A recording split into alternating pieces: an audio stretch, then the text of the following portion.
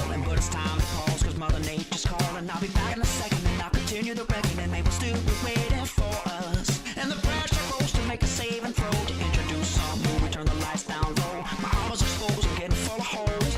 Think I need another chorus. Sooner or later the dice land on the table. You know that's what fables are made of. Everybody sing, oh yeah, it's a critical hit. Double damage with it. Everybody sing, oh yeah, it's a critical hit. This is a critical hit. My main man and double damage with it. Oh yeah, it's a critical hit. My main man and double damage with it. Everybody sing, oh yeah, it's a critical hit. It's critical, critical. That ain't how we roll. Oh no, it ain't stolen. We on a roll. Hey, we on a rollin'. That ain't how we roll. Oh no, it ain't stolen. We on a roll. Hey, we on a rollin'.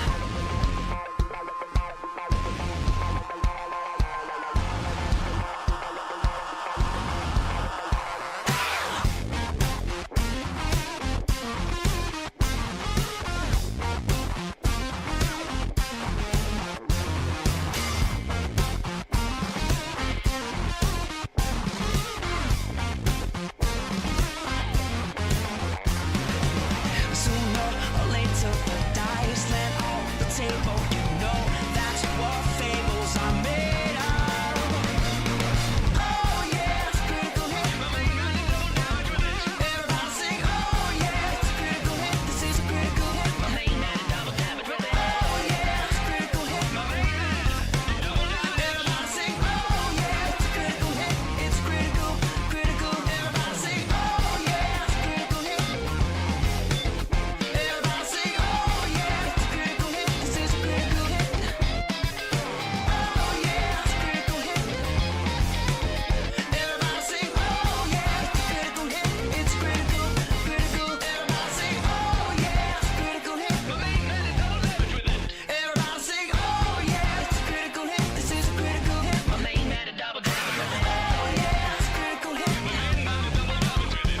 Everybody sing, oh yeah, it's a critical hit. It's critical, critical. Critical hit, that's what I'm talking about. What's going on, Goglings? Hello, Gogletites, Gogorifics, Gog Peoples, Gog World, Gog Everybody's. What's up, everyone?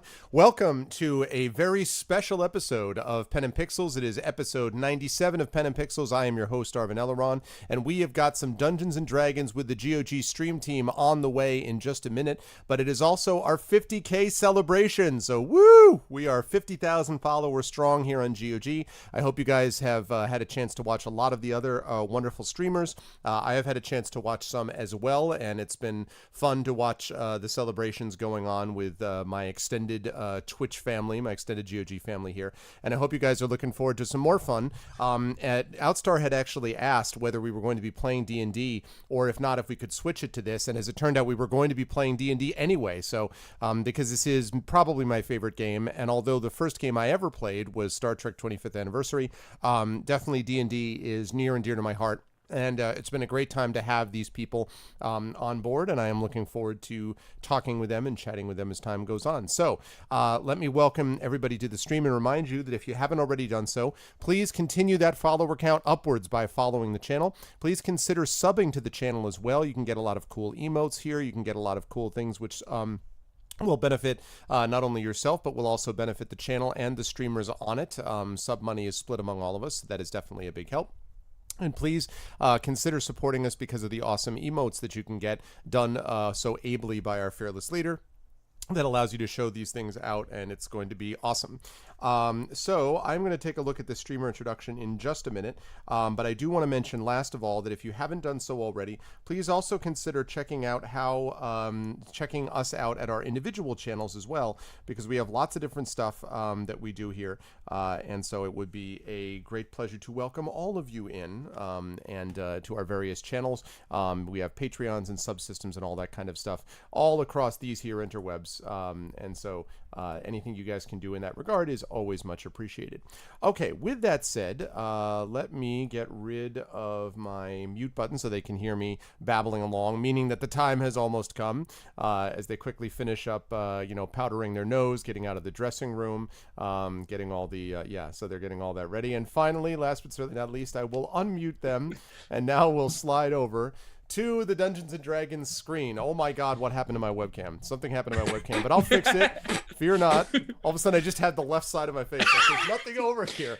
This is what I want to hide. I just help! I'm being compressed. You can see me. You can't see me. You can see me. What the hell was that? I'm a professional, people. All right, I'm a professional.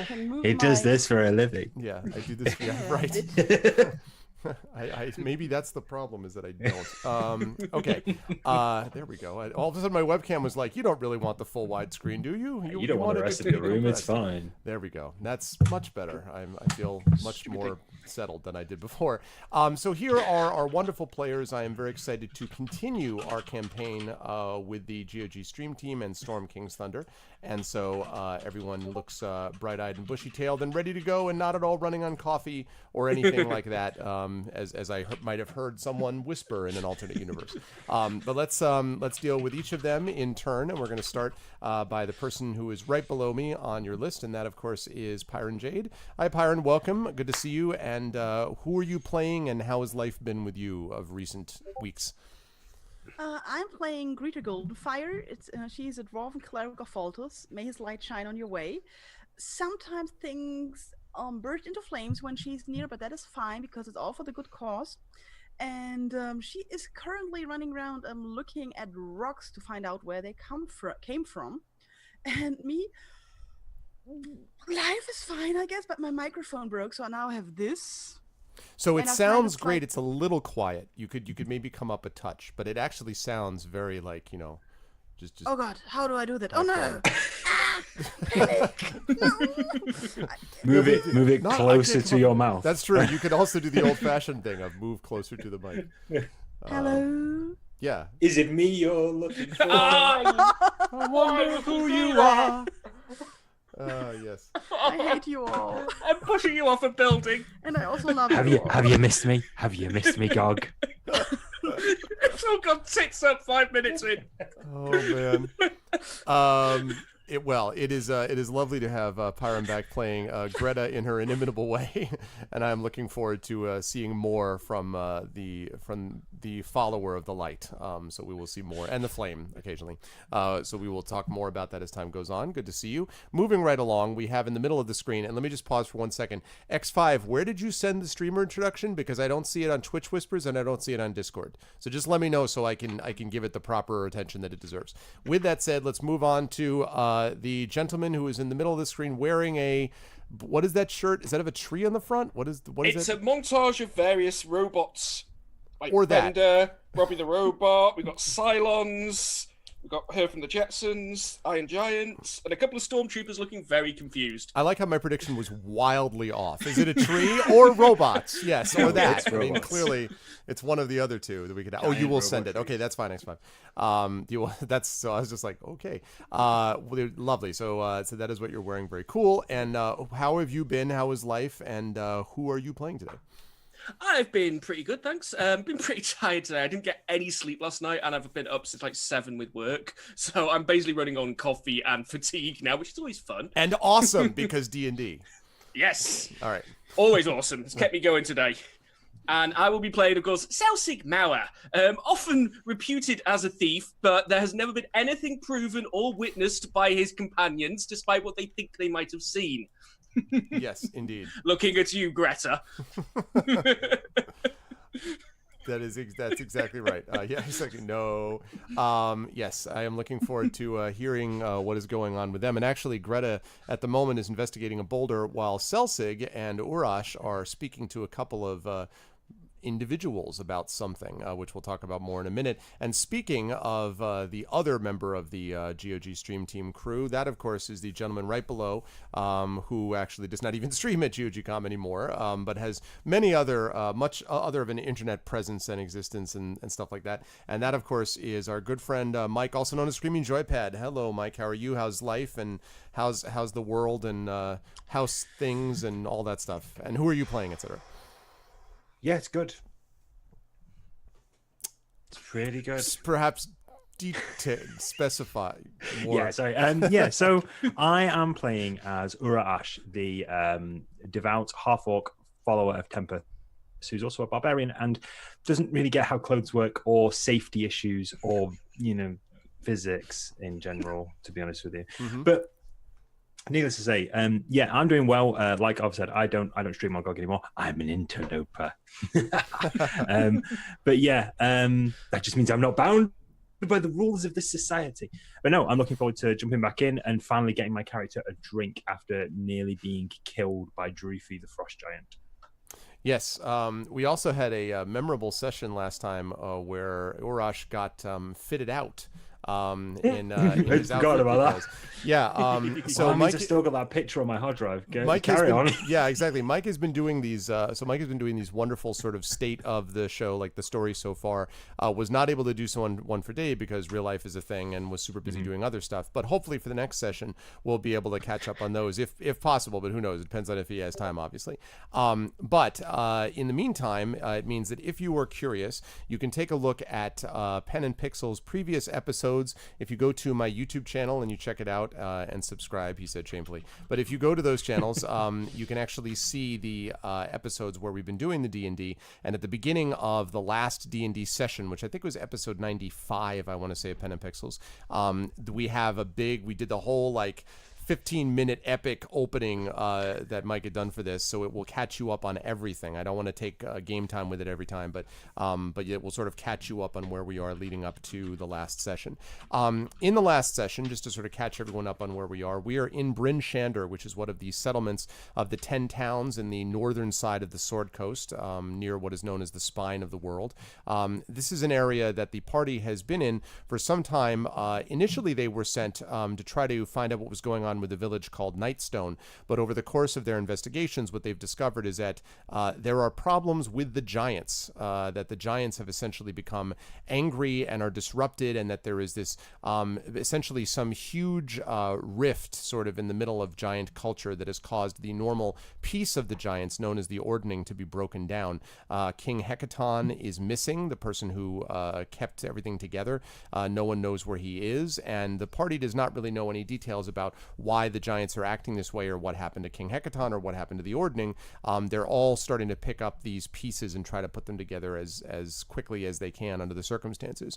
Bryn Shander was a town that was under siege from some of these giants, a group of frost giants led by the frost giant Drufi.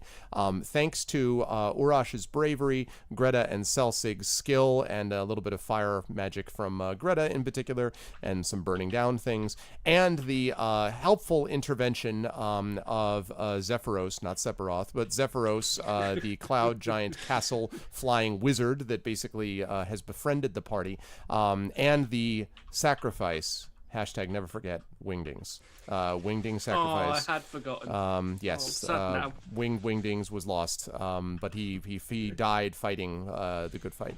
And so, thanks to that intervention, they were able to defeat Drufi. But Drufi and the other giants had come demanding that this Ring of Winter, owned by one Artis Cimber, be recovered. They did not find Artis Cimber, the party did not, but they did find his son, Sirac Cimber, who told them that he suspected that his father and the Ring of Winter were somehow connected to all of this, and suggested that they go to Waterdeep to speak to basically one of his father's contacts, someone that his father knew very well, and that is Lord Roaringhorn. What they discovered was that Urash actually was able to thanks to his letter of introduction, could maybe be confused for someone who might be going to meet with Lord Roaringhorn. And so the party essentially got themselves kitted out, tricked out, so they can go to this fancy dress ball, which is going to be happening in probably a couple of weeks, basically, is what they've been told. So they need to get there before that happens. However, the party has got a bunch of other stuff going on at the same time. This is the moment in The Witcher where you just open up the map and it's just question marks, like everywhere you look. That's basically what we've got with this party as well, because they've been asked by Markham Southwell, who is the sheriff of Bryn Shander, to basically patrol, see what they could do to lessen the threat of the still remaining frost giants. They have been asked by them to do that. They have been asked as well to be able to track down the stuff in Waterdeep and to find hopefully a couple of different people in Waterdeep. And as the story begins, as Selsig and Urash were enjoying several mugs of Tears of an Angel and Goblin Piss, respectively. I think Selsig was on the Tears of an Angel and Urash was on the Goblin Piss. They were confronted by two guards that had come along with them that were opposite the Mayor Duvesha Shane's place, and had been asked to do this.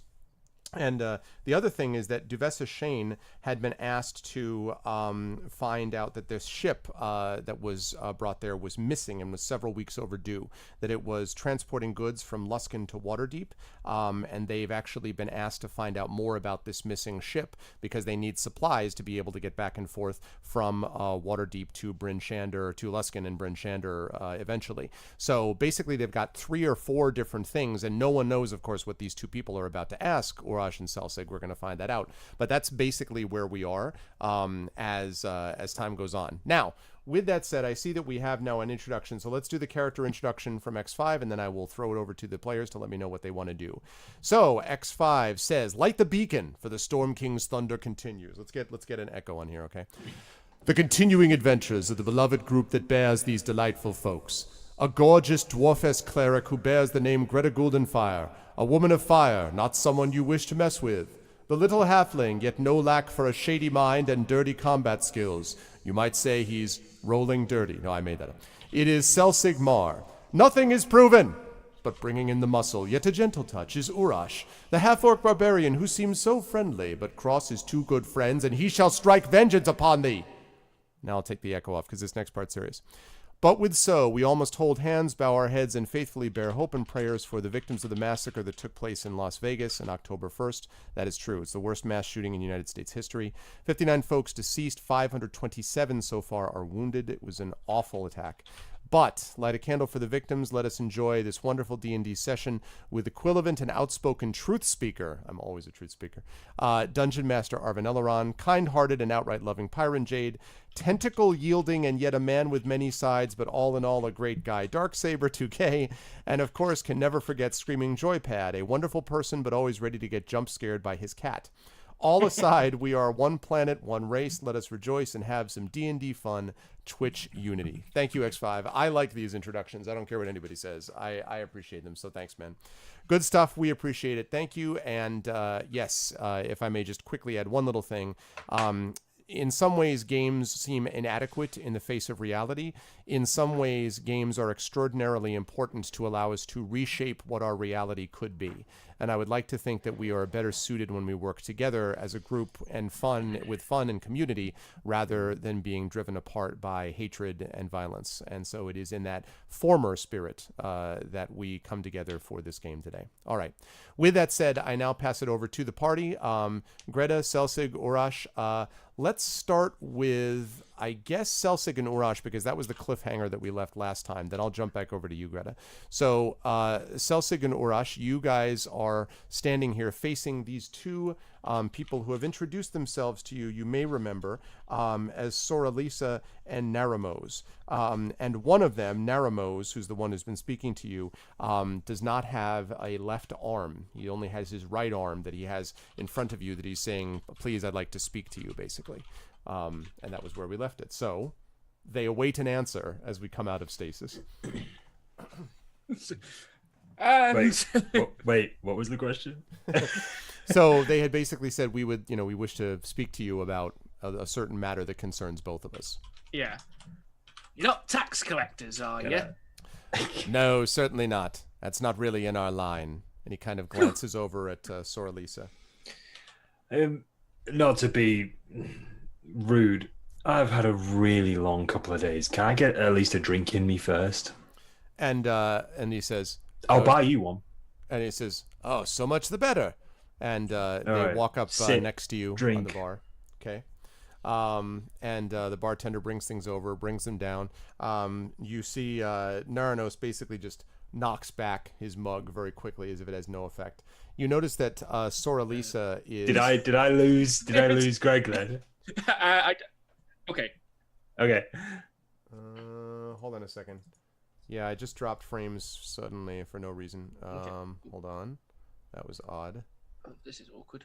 They've changed something on the character sheets. Okay. I think we're back in order now. I don't know what that was. Sorry, I got a spike just then. Am I back? Can you guys hear me? Yes. You're back. Okay. You're back. Yes. So, yes. so where were we? Yes. I was getting drunk with offense. Oh, yes, right. So, there. Hold on, guys. I'm having spikes with my internet. Are you having connection issues? Yeah. Well, I have freaking 200 up and 50 down. So I mean 200 down and 50 up. So I should not be having any problems ever. Damn it. Wow. Hold on a second. This is true. I pay extra for it too, because I don't want to deal with this. Yeah. Okay, hold on a second. Just while he's sorting that out, just as a heads up, if you go on your character sheet, if you had anything in your features and traits box, it might have disappeared for you, but you can get it back. Right, that's true. They had an update recently where they did a whole bunch of updates on their character sheet stuff in Roll20, and they added some new Fog of War stuff as well. So yeah. Okay. Unfortunately, now I have a rogue sneak box stuck on Roll20 and I can't get rid of it. All right. Hopefully that will I'll refresh. settle down a little bit. Okay. Okay. Can you hear sound? Then you should refresh, Sodi, because I have it back on my end. I think everything should be moving okay now. Knock on wood. Yep. Think so. Okay. So yes, we were talking about the being drunk, etc. Yes. So so they're sort of knocking down. You notice that Soralisa, so Naramos just sort of knocks this back with no problem. You notice that Soralisa seems to be sipping drinking very little from her mug, like maybe sipping a little bit, and seems to be very. Her eyes dart everywhere, not in a sort of like sketchy, everyone is looking at me way, but sort of taking in the room might be a better way to put it. Urash and Selsig, you guys both notice, seems to be kind of focusing on things that are going on around her at the same time as listening to your conversation as well. So with that said, they are sort of drinking alongside you, and I guess they await you to say, all right, I'm feeling a little bit more like, I feel more like an orc now, so... I knock back my tears of an angel while I'm waiting for Urash to decide to talk. Which, since it comes in a little like, shot glass, you're just like, like you're not gonna... I'm just drinking. I'll nod over to Selsig. I'm the hitter. He's the talker. And they say, and the Naramos says, "Yes, we've heard something about you. There's also a third one of you as well. Where is the dwarf?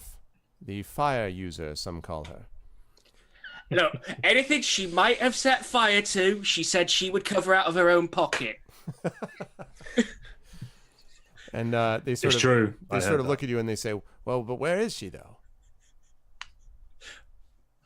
She's on an important assignment for us. And they says, "All right, well, this offer we're about to talk about extends to her as well. We'll hopefully be able to convince all three of you to do something that might be of mutual benefit." I'm sure she'll agree 100% with anything we decide. So they say, they sort of nod at you, and then they say, "Have you heard of a place called Mirabar?" No. Might I have? I was about to ask the same thing, actually. Can I roll a dice to see if I've heard of Mirabar? Yeah, actually, you probably would have a basic sense of what it is. I want to make sure that I don't need to make you roll anything for this. I don't think I do. Right. No, you have definitely heard of this. Mirabar is the richest city of the north. Right. It is a city that you have definitely heard of before. And actually, I don't think I've put up a map of the Sword Coast, but I will have to do that for you guys shortly. Let's see if I can actually... I will do that right now because I have the power of maps and the ability to do things. So I will do that right now. Let me jump over here for just a second. Chat is going to be going with me, but you guys won't be. Whee! And we're going to pull this out of there. There we go. Whoops, wait. How about we do this on the actual right level? Okay, and we're going to move this over to here. Going to move that over to there. Then we're going to expand that, dun, dun, dun, dun, dun, dun, like that. Now we're going to zoom back in. All right, we are going to ungrid it because we don't need gridding. Ungrid. So, hashtag Well, ungrid. Ungrid, hashtag ungrid. Where we're going, we don't need grids. And we don't need grids. Okay, and I've just brought you guys over now to this map, so you guys should be able to see it in Roll20. Are you saying that I should have heard of this? You will have heard of it as well. So cool. I'll show you guys where. So you guys Yeah, right now, I see. It's near Loakwood. yes, you can see that it's the same. It's even larger probably than Luskin. Yeah. So it is a large place. It is exceedingly rich, and it is a city that is made up mostly of humans, but there are a number of dwarves that have been part of the city's construction. As Greta would know, if you want something built right, you go get a dwarf to do it. You know, these humans, you know, I've heard this. they do things sort of half-assed, and you know. Just for reference, where are we on the map? I'm just trying to find us. You guys are. I'm actually pulling up the map so I can make sure. Oh. Make sure that I know where we're all going to. I'm with Zoe actually. I'm looking at this going, hey, I actually know some of these town names. Not being like Lisby still being my first D&D campaign, but I have played D&D games like Neverwinter Nights and Icewind. Yeah, you see like Baldur's Gate and Candlekeep, and you're like, I know these things. Like Captain America. I get this reference. Yeah. It was very familiar to me in the past. Okay. I'm trying to find where they put this bloody map that they should have taken out before. Show me. Well, we're near Icewind Dale, correct? Yeah. Well, the reason I'm looking for the map is not because I don't know where you are. It's because I'm trying to make sure that I don't give away things I shouldn't be to you. Yeah. I was going to say that confused me because I thought Waterdeep was north of where we are, and if we're No. Waterdeep is well like south. in the middle. Yeah. Waterdeep is well south. Oh, Tribor, I've just found us. Yeah. Check this Oh, link. no. Oh, well, that actually works too, Hillness. Although let me make sure that I'm not giving it away by showing that. I won't click. Right. Okay. And here's where Frodo went. Right. Okay. Wait, no. This is the place where. This is why I make all fantasy fans just cringe by mashing everything together. Yeah. See, the problem with this though, that's not a bad place. The problem is that that Bryn Shander doesn't really show up here, because Bryn Shander is too small, basically to show up as a settlement here. So I need to find the thing which exists in Storm King's Thunder but doesn't exist elsewhere. So anyway, for the short term, while I continue to frantically search through this thing, what you need to know is that it is Waterdeep is considerably far south. Mirabar is to the east of where you guys would be. Right. So that's essentially what you need to know from that. Let me get rid of that. Okay. So it's essentially east of where you guys would be. The Icewind Dale is to the northwest. Is Mike, in some other life, you might have some vague familiarity, like you have this sort of premonition about this ice sea and icebergs, like somehow you don't know, but like I have a memory of being frozen. Yeah, it's like you remember something about that experience in another world, perhaps. Like white dragons. But in any case, so I think I see where Nostromo lives. Yeah, I love it. I love the Fighting Fantasy. I was just playing a Fighting Fantasy game today. Yes. So Mirabar is a pretty substantially, it's a pretty significant city, a large city.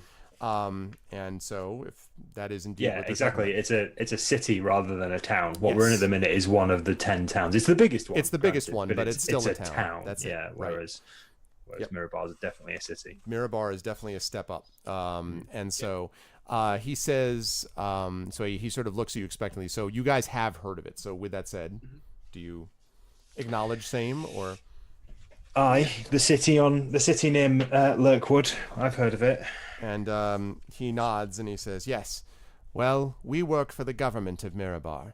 It's our job to be able to track out threats that exist to this city and to figure out ways to keep them from becoming threats anywhere else. It's our job to try to prevent problems before they arrive at our own doors, essentially. Advance guards, or scouts, you might call us. Would I have any knowledge of how the government works in that or any? Not Is there probably anything... not, unless there's Okay. something in your backstory that sent you there, and I Nah. don't think there is. It's just you've Nah, there's heard not. that it's rich and there's lots of humans and dwarves there, like you know about Yeah, that. But so you would Rich know. I already, found the yeah. map. Yes, gods be praised. I found the damn map. Okay, so yes, that's what I thought. So I can show you. So this, so where you guys are, Mirabar is up there, and there's there. So basically, you guys are right about here, where I just pinged.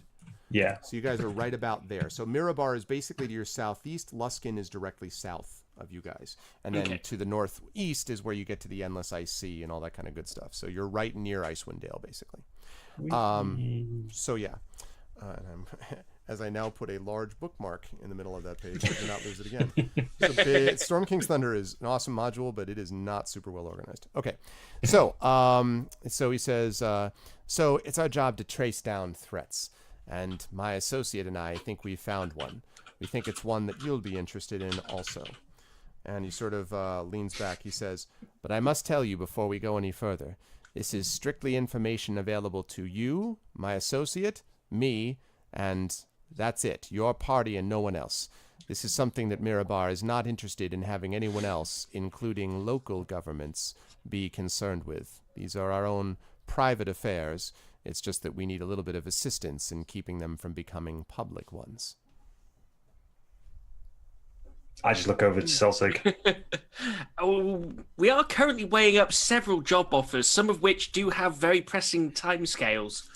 And he says, I understand. This is something which perhaps you'll be able to do on the way, and I think you'll find it worth your while. And he says, you see, there is a particular fugitive that we've been looking for some time. A character that is known only as the Weevil. And he sort of stops for a minute and kind of looks at you. That's the worst criminal. Might I have Criminal name. heard that name through Underworld connections? Right. He's at so let me see if you would. Go ahead and make a Dexterity check. well, I'm thinking it would be something along the lines of like a streetwise type of check. So like survival or insight? No, it wouldn't be survival. You can make a. You know what? Just make a straight intelligence check for me, Selsig. I'm glad you're doing this. That's not too bad. Get a +2 on that. 11.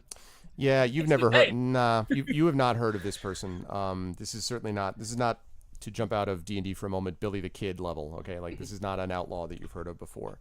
And he says, I don't think that's what the Weevil calls himself, but it's certainly what we call them. He's a bandit, a thief, and he has something of ours that we want. And he pushes across the table to you this paper on which has been scrawled a crude sketch of apparently the Weevil. It's this dark-haired dwarf with a mad gleam in his eyes, looking sort of like stereotypically crazy, frankly.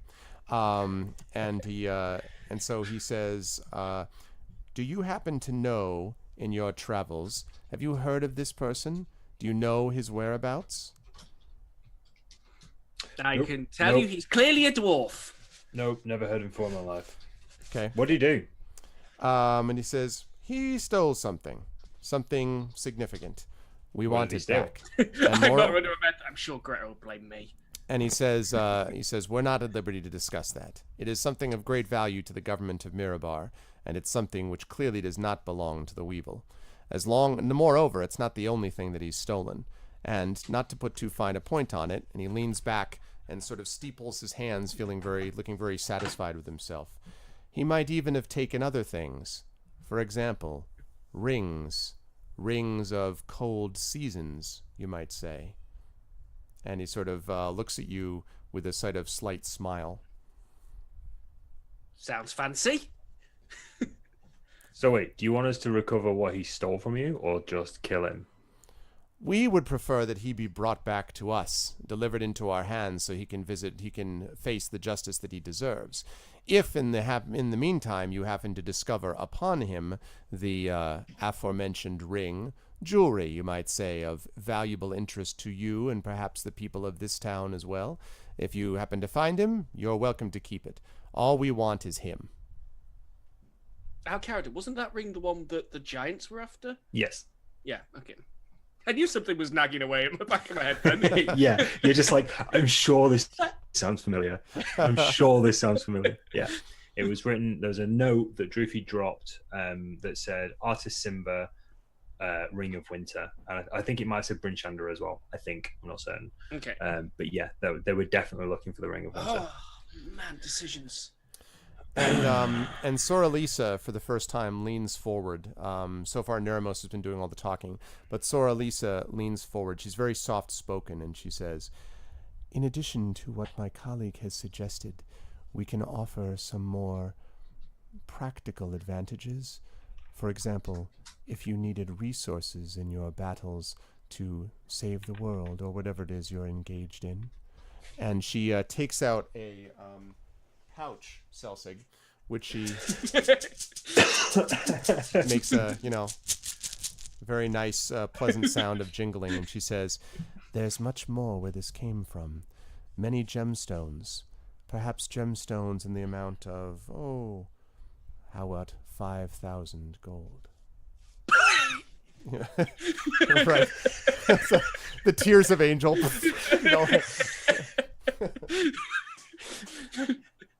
So I tried to play it calmly after that little thing. I sort of pull out my pocket watch, just sort of wind it. It's like, It's just like, he takes out his handkerchief, he just dabs his forehead. He's like, "Oh, Wow." gracious me." I think we can certainly find the time to give your offer the consideration it certainly warrants.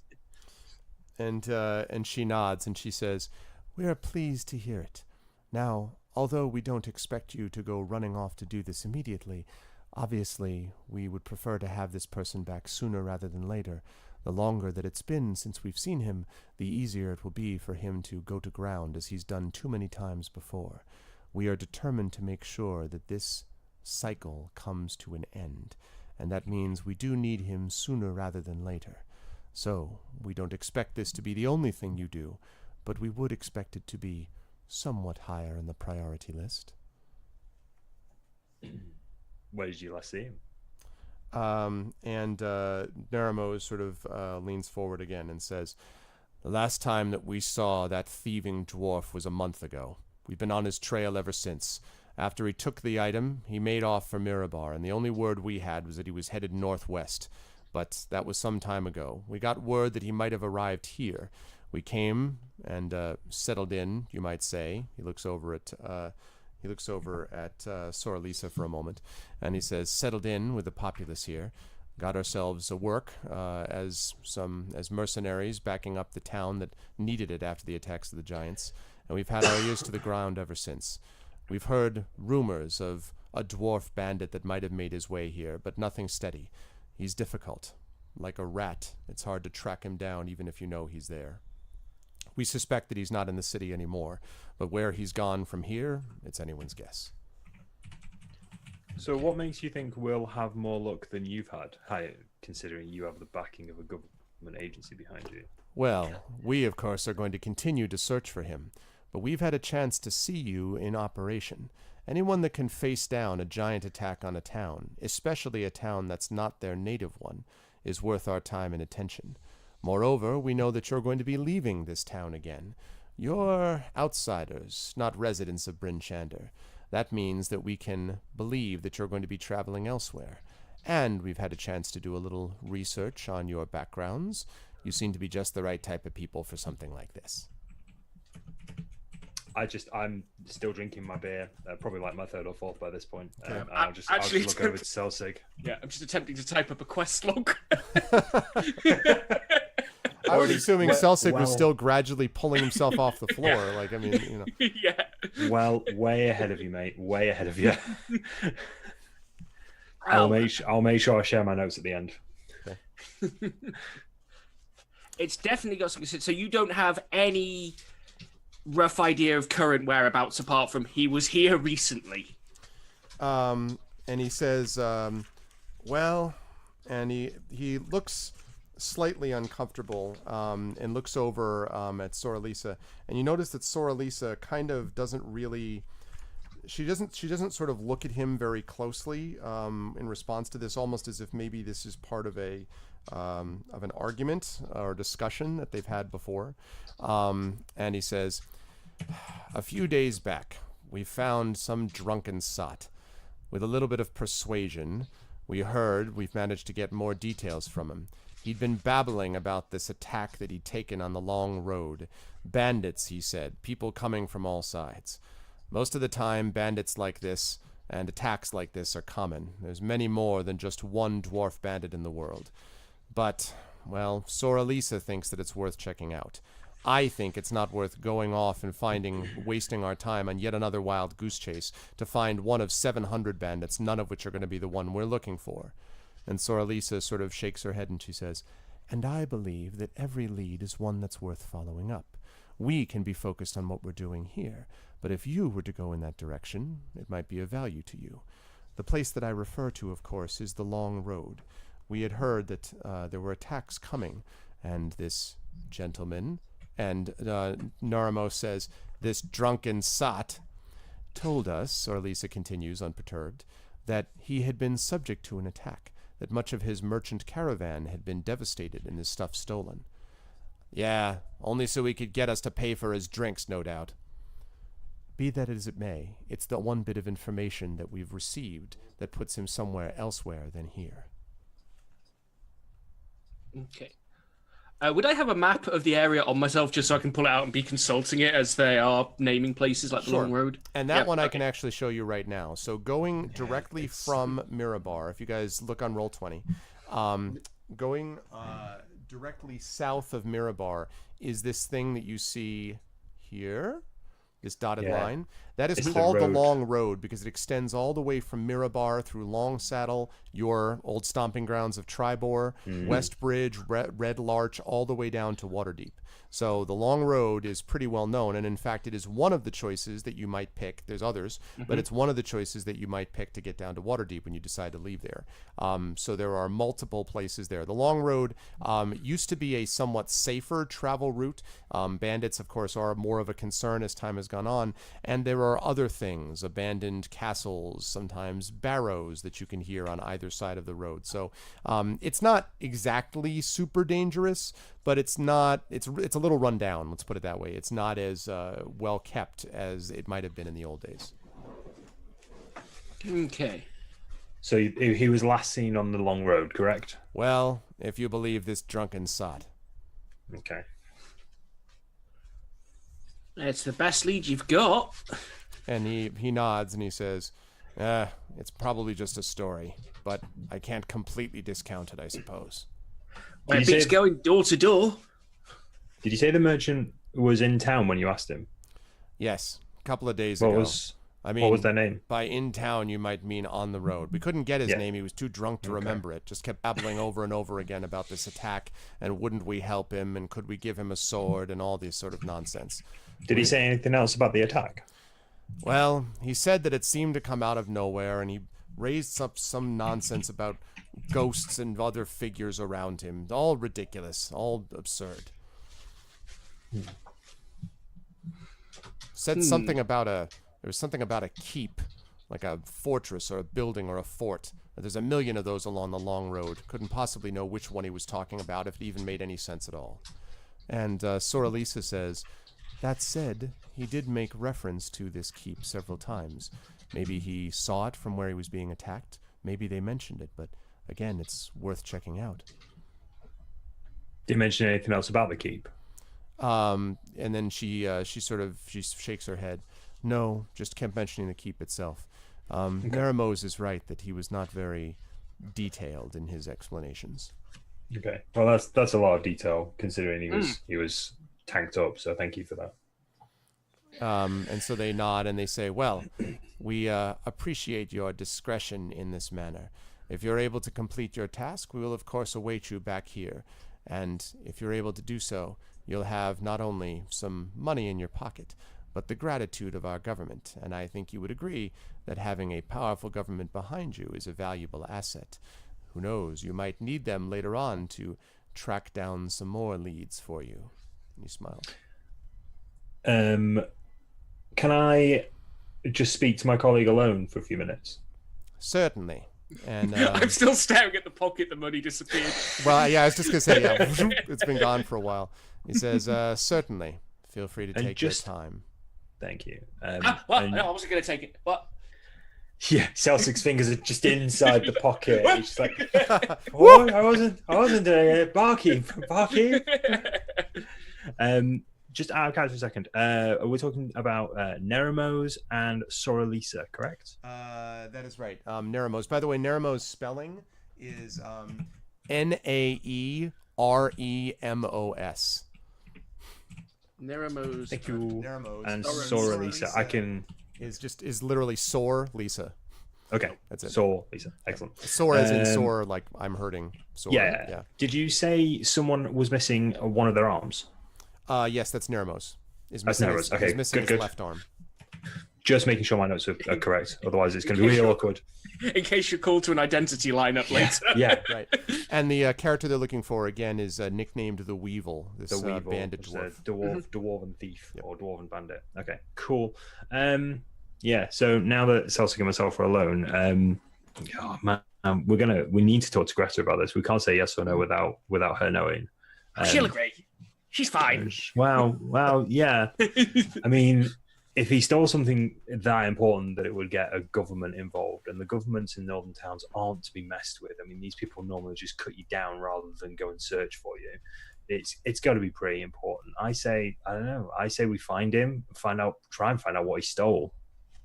And the money. I mean the ring that was mentioned. He could have a lot of really expensive stuff on him. Could be, especially if he's a good bandit. Yeah, and if he's got this ring of He's if he's good got enough this Ring of for Winter. cities after him. Yeah. He's clearly taking something very important. Now, my concern is this something important because it's expensive, like a king's crown or something like that, which is fine. You know, we can get that back. I mean, it'd be expensive, but I think even you'd be hard pressed to fence that one. But is it something dangerous? Is it something that we should be concerned about? Is it something to do with the giants? It could be anything. He could have stolen it for the giants or from the giants or as well as this ring. Exactly. Well, it is on the way to Waterdeep, but we have the ball in 2 days. This is true. 2 days. I thought that was about a couple of weeks away. I thought that was at least a travel away. Sorry, pause for a sec, guys. Greta, Yeah. Pyron, I hear you fine. You're fine. I think we just heard you then. No, because my microphone was not working all the time, and I was trying to say things. Oh, and I was no. Now we hear you. I didn't hear you till just now. I thought you were just listening to me in despair. I was like having questions and everything, and I was like, no. Why is no one paying attention to me? Yeah. We didn't hear you figured till out, just like my now. microphone is not working. This is not true. It's just that they're not talking over me. My microphone is not working. Yeah, no, we And didn't hear you till just now. No, panicked we in the literally didn't background, hear like you. really panicked in the background to try to get it work again. I'm no. sorry, Pyron. No, it's the first time I've heard you. It's fine. I'm happy now. Sorry. So what were your Sorry. questions? Go ahead then. No, Yes. it's fine. I'm so relieved. Just This is just Chelsea. working, okay. We probably missed a lot of swearing in my direction. Yeah. Well, she's not there. I mean, Pyron Yeah. could be talking to you about, maybe if she wants to swear about you out of character, but Greta's not Yeah. there. Very She doesn't true. know this is going on yet. Okay, so I say we say yes, but under the condition that we tell Greta everything that we know about this, and then see Well- where that takes us. We can agree to look for him. This is true. That's non-committal and doesn't guarantee results. Although Very we true. really should look for him. It just seems like the noble thing to do and honourable. Wait, what? Are you saying this while staring at the pocket where the money was? I just Yes. want to make sure. It's the Yeah. honorable thing to do. Money. And I want just- to roll yeah. to see if I can persuade Urash. All right. Contested roll, is it? I mean, okay. If I've got well, I minus mean, one. does Urash need to be convinced? I don't. That was a Well, good point, I don't. actually. It's not that I don't believe you. It's just that you've literally never used those words before in my presence. Like everything has been about money with you. So- Like I understand money's nice and shiny. I get that, and it lets you buy food and ale. But I'm just like, you just want a lot of it all the time. You know? Right. Like, is your persuasion like at disadvantage because you mentioned it was out of honor? Like, so you're like, what is this garbage? Like you suddenly get like -2. If you'd said I want the money, I'd have been right alongside you. Yeah. But because Yeah, I know you would have. And it would have been super weird if I'd have said, yeah, I'm in it for the cash. Definitely for the cash. Dollar bills, y'all, in my loincloth. I'm trying a new tactic. It's called guile. I'm in it for the bling. Yeah. Oh man. Hey man, that suit doesn't pay for itself. He walks out like, his axe is set on hydraulics, like just, We can buy that old launching catapult we were talking about. Okay, so are you guys agreeing to this or so not? Are you like? I would say we agree to look. Agreed to look, yeah, because I'm not just trying to convince him we should just abandon everything. It'd be funny to mention honor and see how he reacts. Yeah, that's right. What? When did you arrive? How many of those have you had? What have you done with Celsic?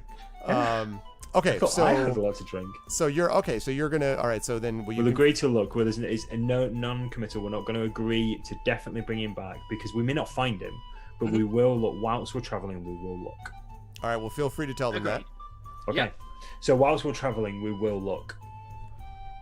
And they sort of nod. And they nod. And I'm just like, this is why I do the talking. Okay. And they nod. And like, all right. If you're able to alter your travel to make it more likely you find this person if you get word of him, we'd appreciate that too. Remember, practical effects are practical benefits here for you as well. Should we encounter him, where would the government of Mirabar want him delivered? Well, that of course would be what would be easiest for you. We would prefer it be back here in Bryn Shander for a number of reasons. If the people of Mirabar happen to see him coming in, well, frankly, I don't know that we could guarantee his safety. We'll take that under consideration. For now, I think we should probably present this proposition to our noble friend Greta, who always agrees with me in all things, so I don't anticipate any trouble there. Nah, I don't know how true that is. Right. All right, I'll follow you. Okay, so you guys now head out, and we will find out how Greta reacts to this in just a minute. Speaking of Greta, I don't tell her the bit about her agreeing with me all the time. All right, yeah, I was gonna say, well, that's all been taped or whatever. So, it is Terry Toons. Terry Toons, the incredibly gifted cartoonist who is just doing drawings of fighting fantasy game books over on my channel. You guys should follow Terry Toons and support her Patreon. Terry Toons is amazing. She's also in my Adventures in Middle-earth campaign, so she is a really good role player, etc. All right. So, we move on to over to Greta. Now, Greta was investigating boulders when last we checked, and I believe was trying to use her knowledge of stonework and so forth to get a sense of where they might have come from, basically, right? Like the sort of area stuff. My theory was that they brought these boulders that they threw on the town, that they brought them with them. So if we know where the boulders come from, we might have a guess where the camp of the frost giants. What's frost giants? Yes. Of the big blue people Frost giants, you're right. And because from how I see it, we have a few conflicting quests right now. One that takes us to Waterdeep, one that tells us to look where the frost giants actually are, so that Bryn Shander might have an advantage when it comes to defending themselves, or even we might even hurt them in their camp. And anything, so yeah, so I'm trying to look at the stones and like maybe if they're like granite or some cool rock that somebody's gonna say, yeah, right, this kind of rock comes from that mountain over there. That's my hope. So, okay, now you started looking at this. I don't know if did I have you make a roll for this last session or not? I don't know if I did. I don't remember. I don't think so. know. So let's have you make a roll now. So what I'm going to do is let's see. I'm going to think of the nature of what check I want to do for you. How did this? I want to see if this is cunning. History check. I am proficient and at double my proficiency bonus. With history, you said? Yes. This if is it's stone. This is not really history. I would say that this is more likely to be, let us say, intelligence, but with your stone cunning. What's your stone cunning give you proficiency bonus, or stone cunning is just a? Do you have? I don't remember if you have it listed on the sheet. Whenever I make a intelligence history check related to the origin of stonework. Oh, perfect. So the stone. Perfect. So the stones That's would have exactly to be what this is. hewn. That's perfect. That's close enough. That's all right. That's what this does. That's what we're looking So for. I need to. That ability rocks. Yes.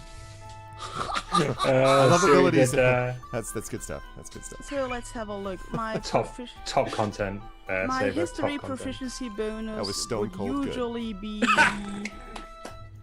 Wait, how does this work? I have intelligence 10, so I have a +0. +0 would be your normal bonus, yes. But then you, with that, you can add your proficiency bonus, which ought to be, what the heck level you guys now? 3. Ought to be 3. 3? I think my proficiency bonus is 3. Level Could that be? level Yeah. 5. You guys are level 5, so that would be 3, Yeah. right? So you would add, So you'd add 6. so you'd add +3. No, your proficiency bonus would be +3. Oh, you said double. So double yeah, your so proficiency bonus. So 6. 6. Yep. There you go. So I Nice. roll a d20 plus 6. There you go. Yep. Yeah, okay. D20 plus 6, please. Roll. 18. Okay.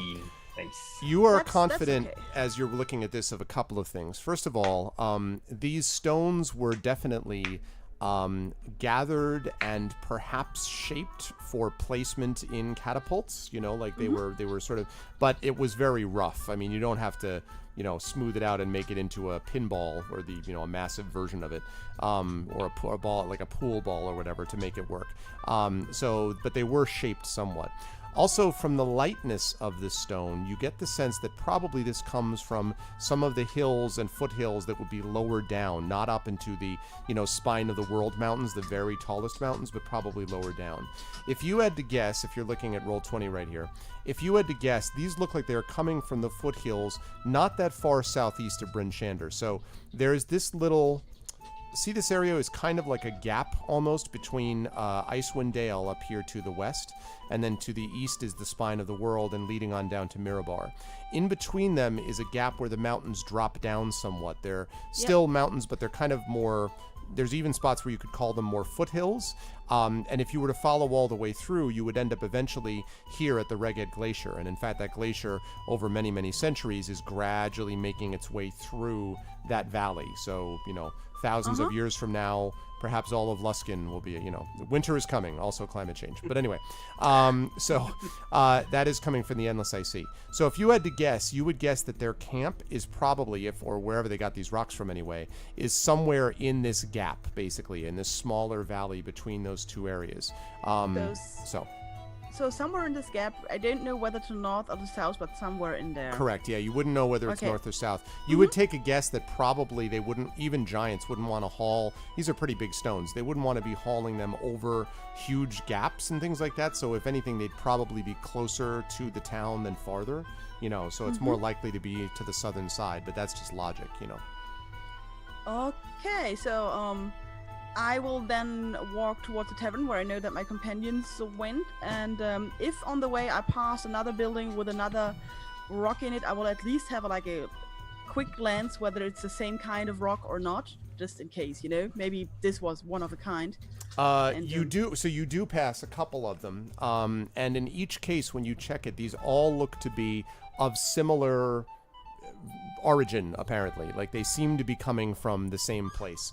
Obviously rocks are not absolutely identical, but they look as if they were sort of shaped by the same hands, probably, like hewn by the same sort of by the same person, the same craftsman, so to speak, that did the other ones, and probably from a similar area.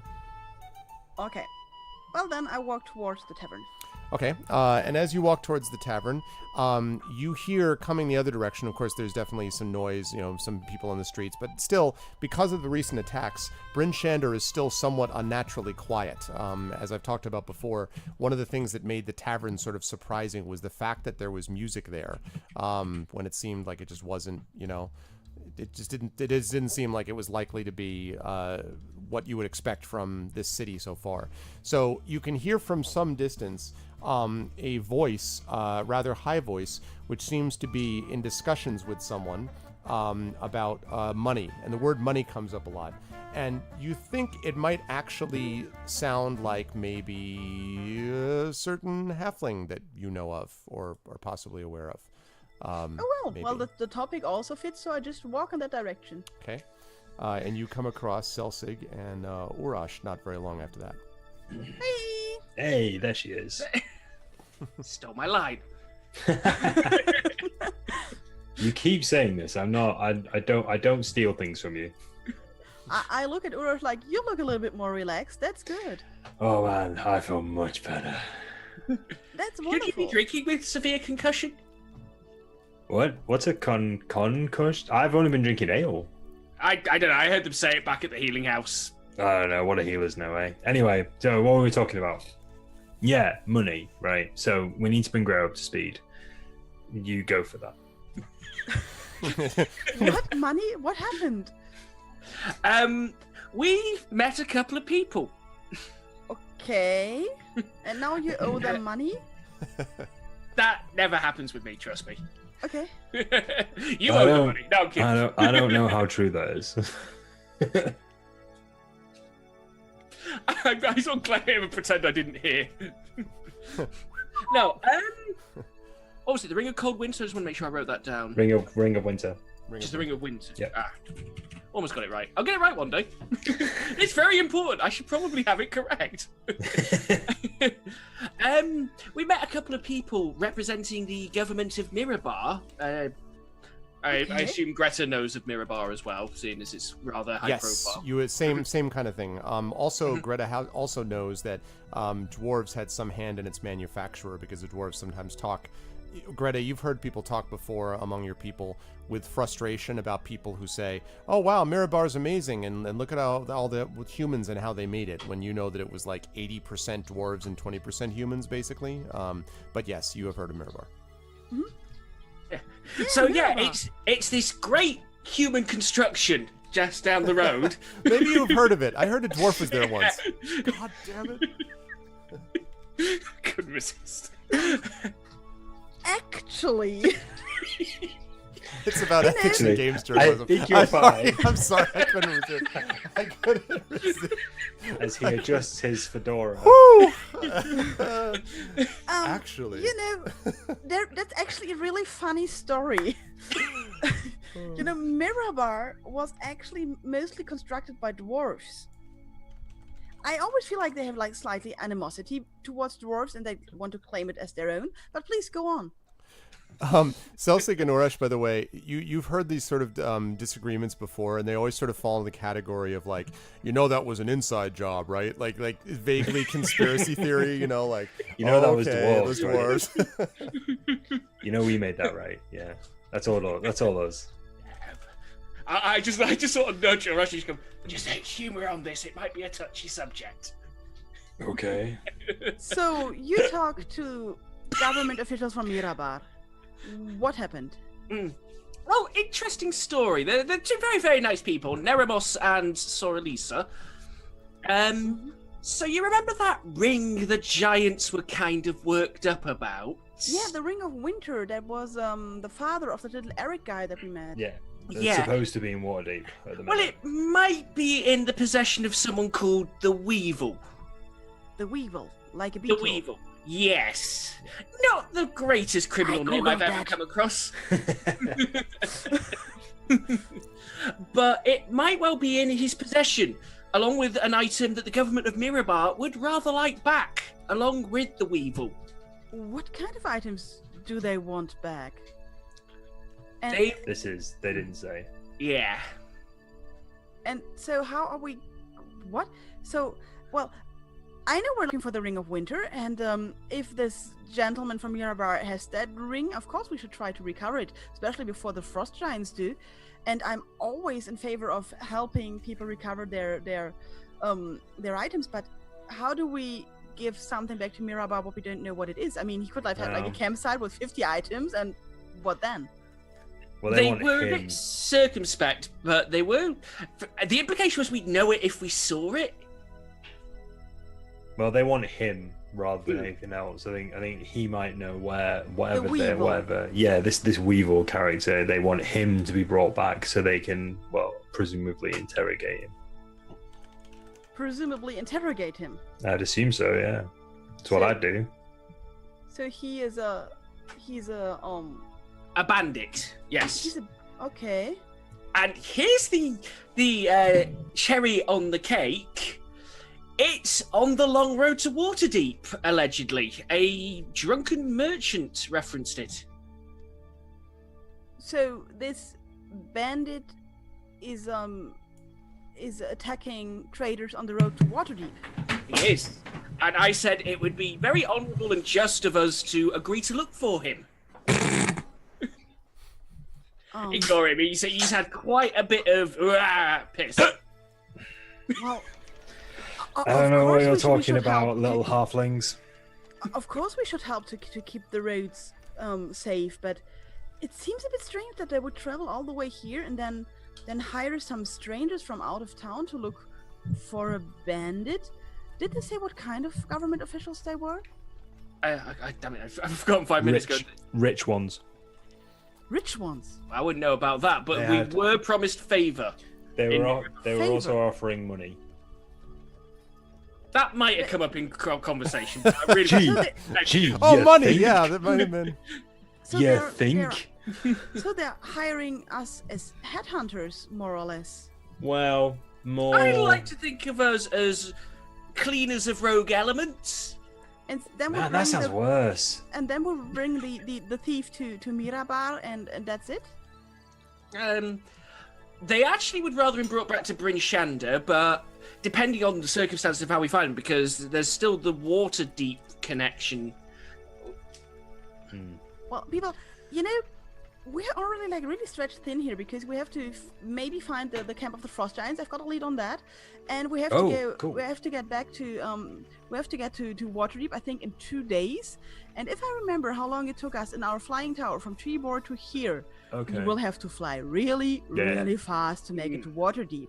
Quick I time don't- out. Sorry. How Yeah. how Sorry. far away One is quick this? correction about that. I think I may have in the last session.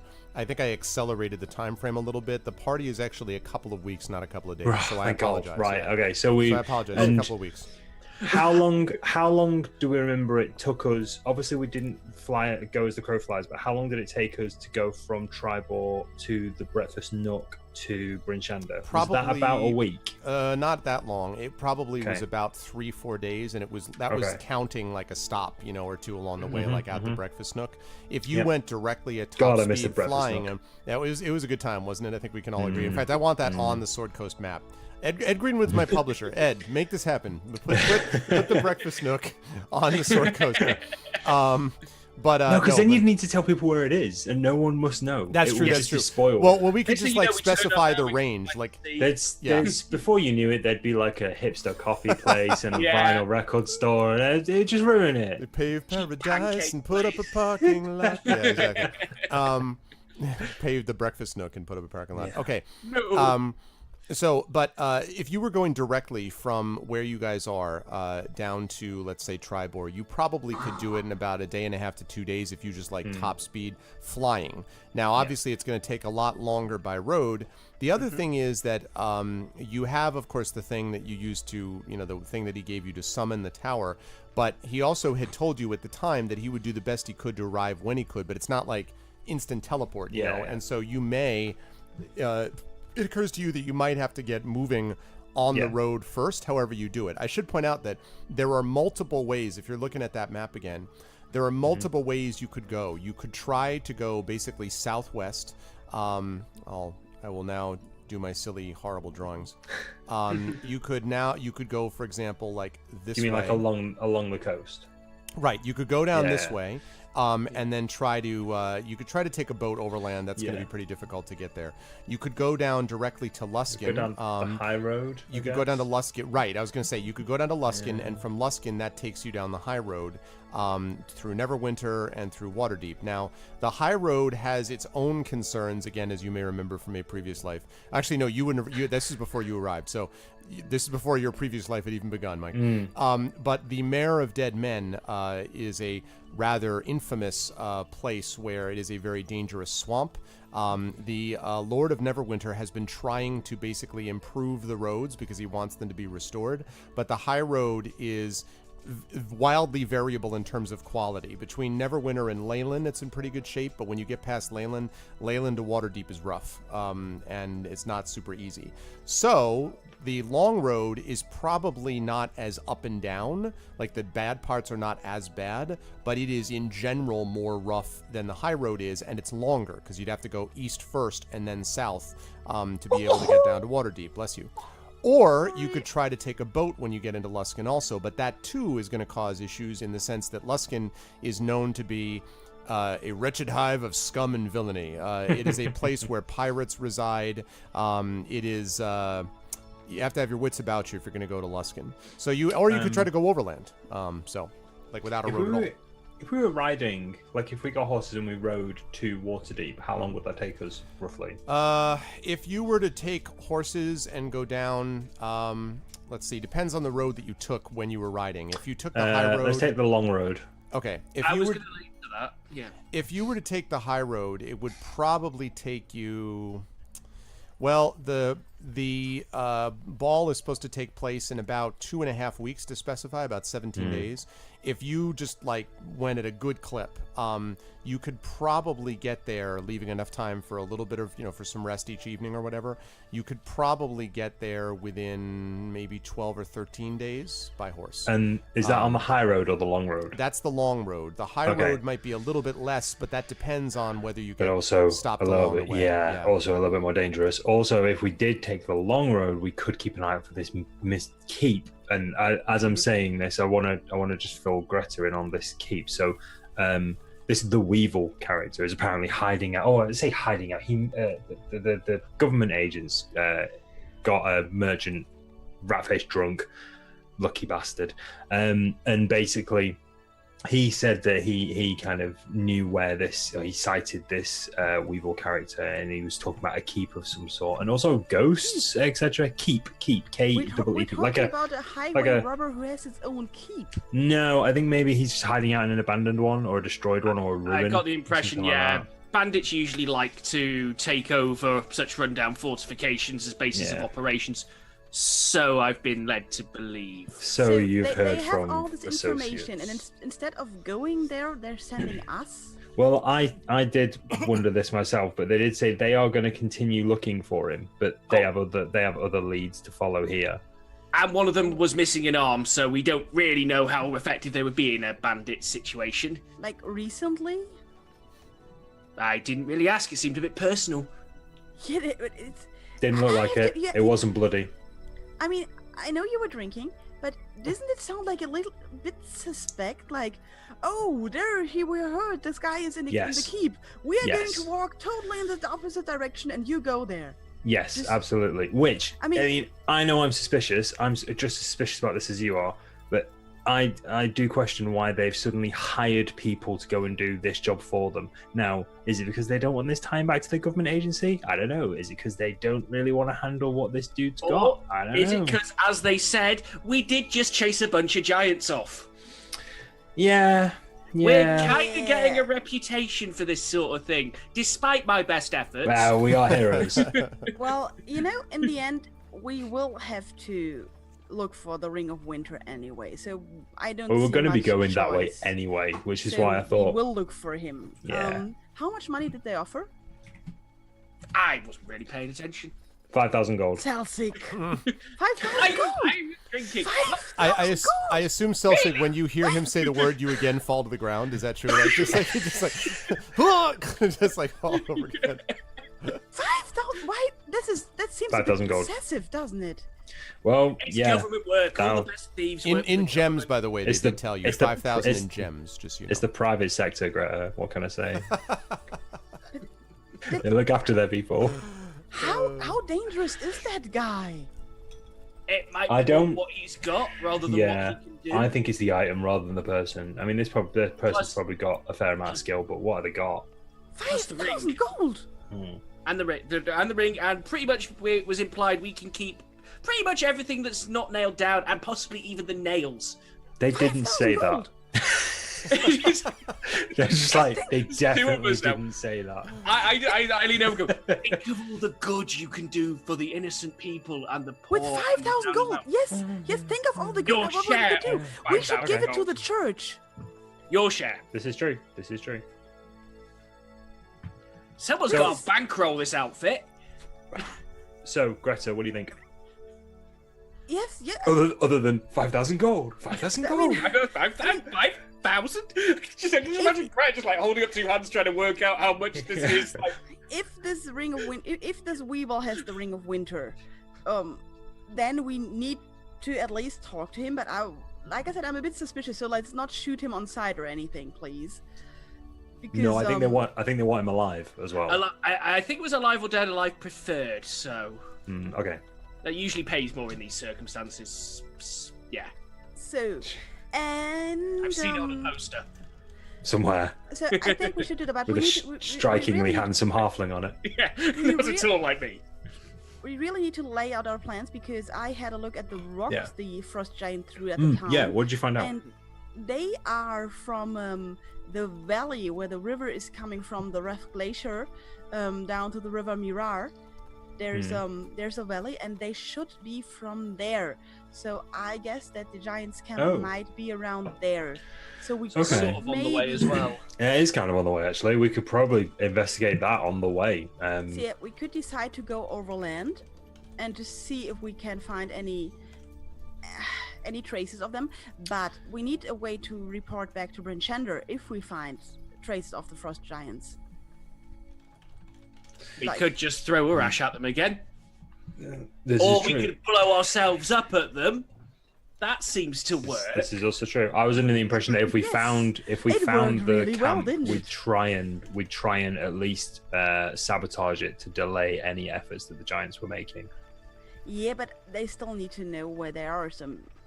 They need to give us a messenger If or a messenger only- bird or something. If only we could make a really, really big explosion to let them know.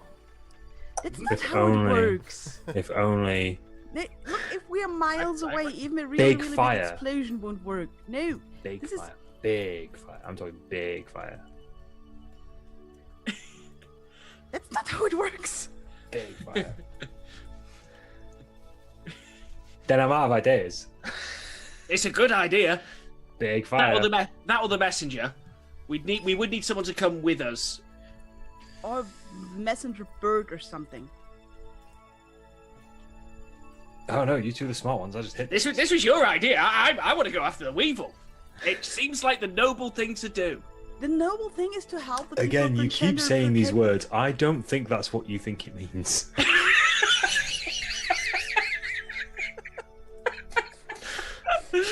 And why, whenever you say noble thing to do you lick your lips and rub your fingers? You're just sort of like, the noble thing to do, money, money, money, money. Maybe you two are rubbing off on me. Maybe I'm finding out that spiritual wealth is the true wealth. Look, it could be a lot Then of you things. will I've hit my also head a lot. Then you will also see that helping the people of Bryn Shander protect their town against the frost giants, even if the not 5,000 golds might be involved, is also the noble thing to do. The frost giants were attacking Bryn Shander looking for the ring the Weevil supposedly has. Yeah, and they might not stop doing that. However, we can't deny the fact that these government agents want our help in finding X item, whatever that might be, that the Weevil has. They might have just heard about the Ring of Winter. The Weevil may not even have it. They could have just said that just to get us involved. I mean, I'm not saying they would. You know, people are generally trustworthy, mostly. Well, the But- giants were pretty determined to pull this city to the ground stone by stone to look for the ring. Yes. Well, let's just say they wanted Artist Simba, not. I don't think they actually said the Ring of Winter. Didn't We Eric know say they that- want the Ring of Winter. Didn't Eric say something like his father was a trader and got lost on the road or something? Yes. Maybe the Weevil assaulted him. Yeah, possibly. Hmm. Or he's safely in Waterdeep. Anyway, regardless, I think we can make it like we can go and explore down the river Mirar and then take maybe the long road because it's probably going to be the safest bet down to Waterdeep. And the last known location of the Weevil, allegedly. Yeah, exactly. Because the long road has possibly got this keep on it that might be useful.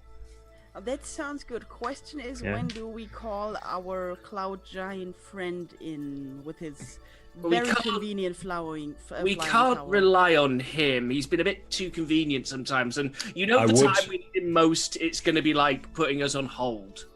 Well, I'd actually quite like to talk to him because I want to find out about this, and I'll thumb to the axe on my back. Oh yeah, I forgot about Yeah. that. So I've if got- it's I've if got a it's new pretend shield. It's called if it's Goldilocks. yeah if it's got some sort of giant curse on it, not like a giant curse, but like a giant's curse. Giant Could be curse. both. Giant curse. Biggest A giant, curse. giant curse. Yeah. It's the ultra curse. Extra large curse. And- Ultra curse. Then I want to know. I at least want to know the history of this axe. It's going to have a history. It's called the Axe of Blood. So I at least want to know from his perspective. And he's a wizard. He's a flying wizard. He can know about these things. Also true. Okay, So it's decided. We search for the Weevil. we first search for the frost giants. So, of the things we've got, we potentially were supposed to help Markham Southwell by finding out about the giant stronghold, right? So we're going to do that, yeah? But we can't keep going out, doing a thing, and coming back. 'cause No, we're we can do. I think we can do a lot of things. Like if we get some sort of messenger or a messenger pet or something like that, we can do a lot of things and send word back. I think we can do everything in one trip. So have a look at the map. Yeah. I think where we should go is because it's like from here, from Bryn Shander, through this valley to the south. Do we agree on this? Yes. And then yeah. towards Yeah. Mirabar and towards Yes. this road. Down there and then down there. Yeah. Yes. Yeah. That's exactly it. Yeah. I would probably Okay. suggest skirting round Mirabar because we have a lot to do as it is, and we seem to have a knack for bumping into people who need our help. Just a suggestion. Nothing but question marks. Nothing but question marks. Worlds of question marks. Outstar's like, hey peeps, play my Bloody Baron. Outstar. So Okay, so maybe we just go around Mirabar. Okay, maybe we just go around that and then take the long road down. well, first we need provisions and everything else we need. Yeah, for we the can. overland. Yeah, we can stock up. I know literally nothing about like messengers and like pets and stuff like that. So And I'm more of one a of you city guys are thief. probably one of you guys are probably going to need to take care of that.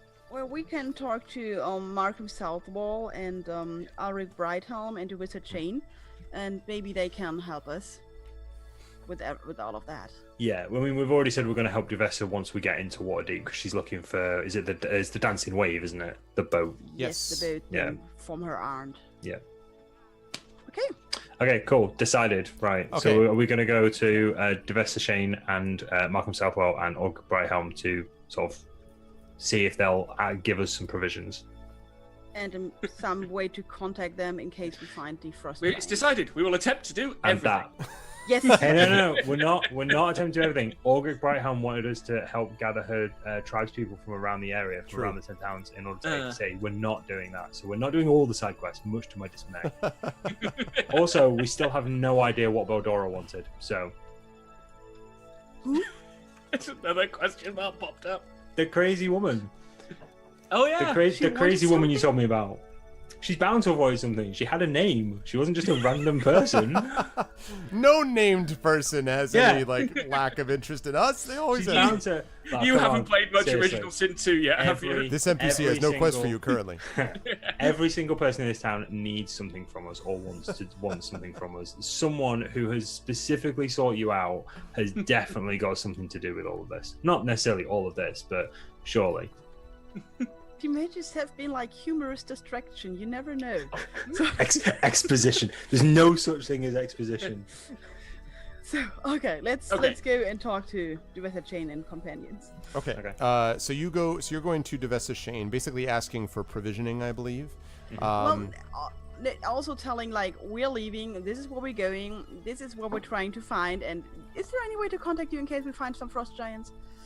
So Devessa Shane, is grateful to hear that you will be on your way out to start doing some of the things that they had requested. She's happy to actually help you with provisions.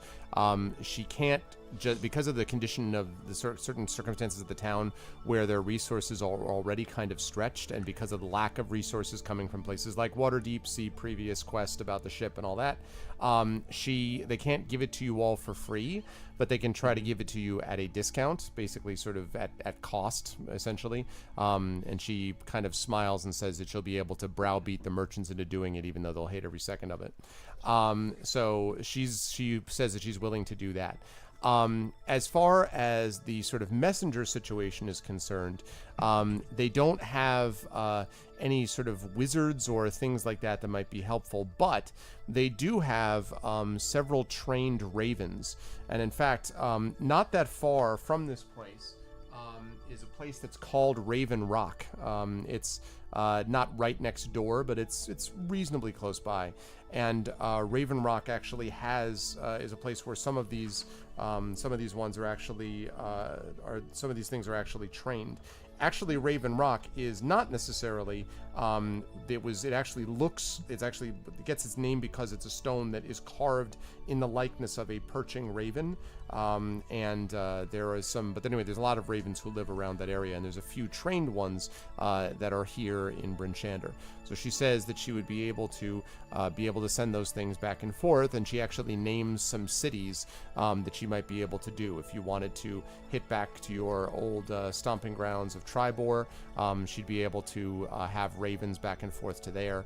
If you wanted to go all the way down to Waterdeep, obviously you could do that as well. She could send things back and forth from Waterdeep.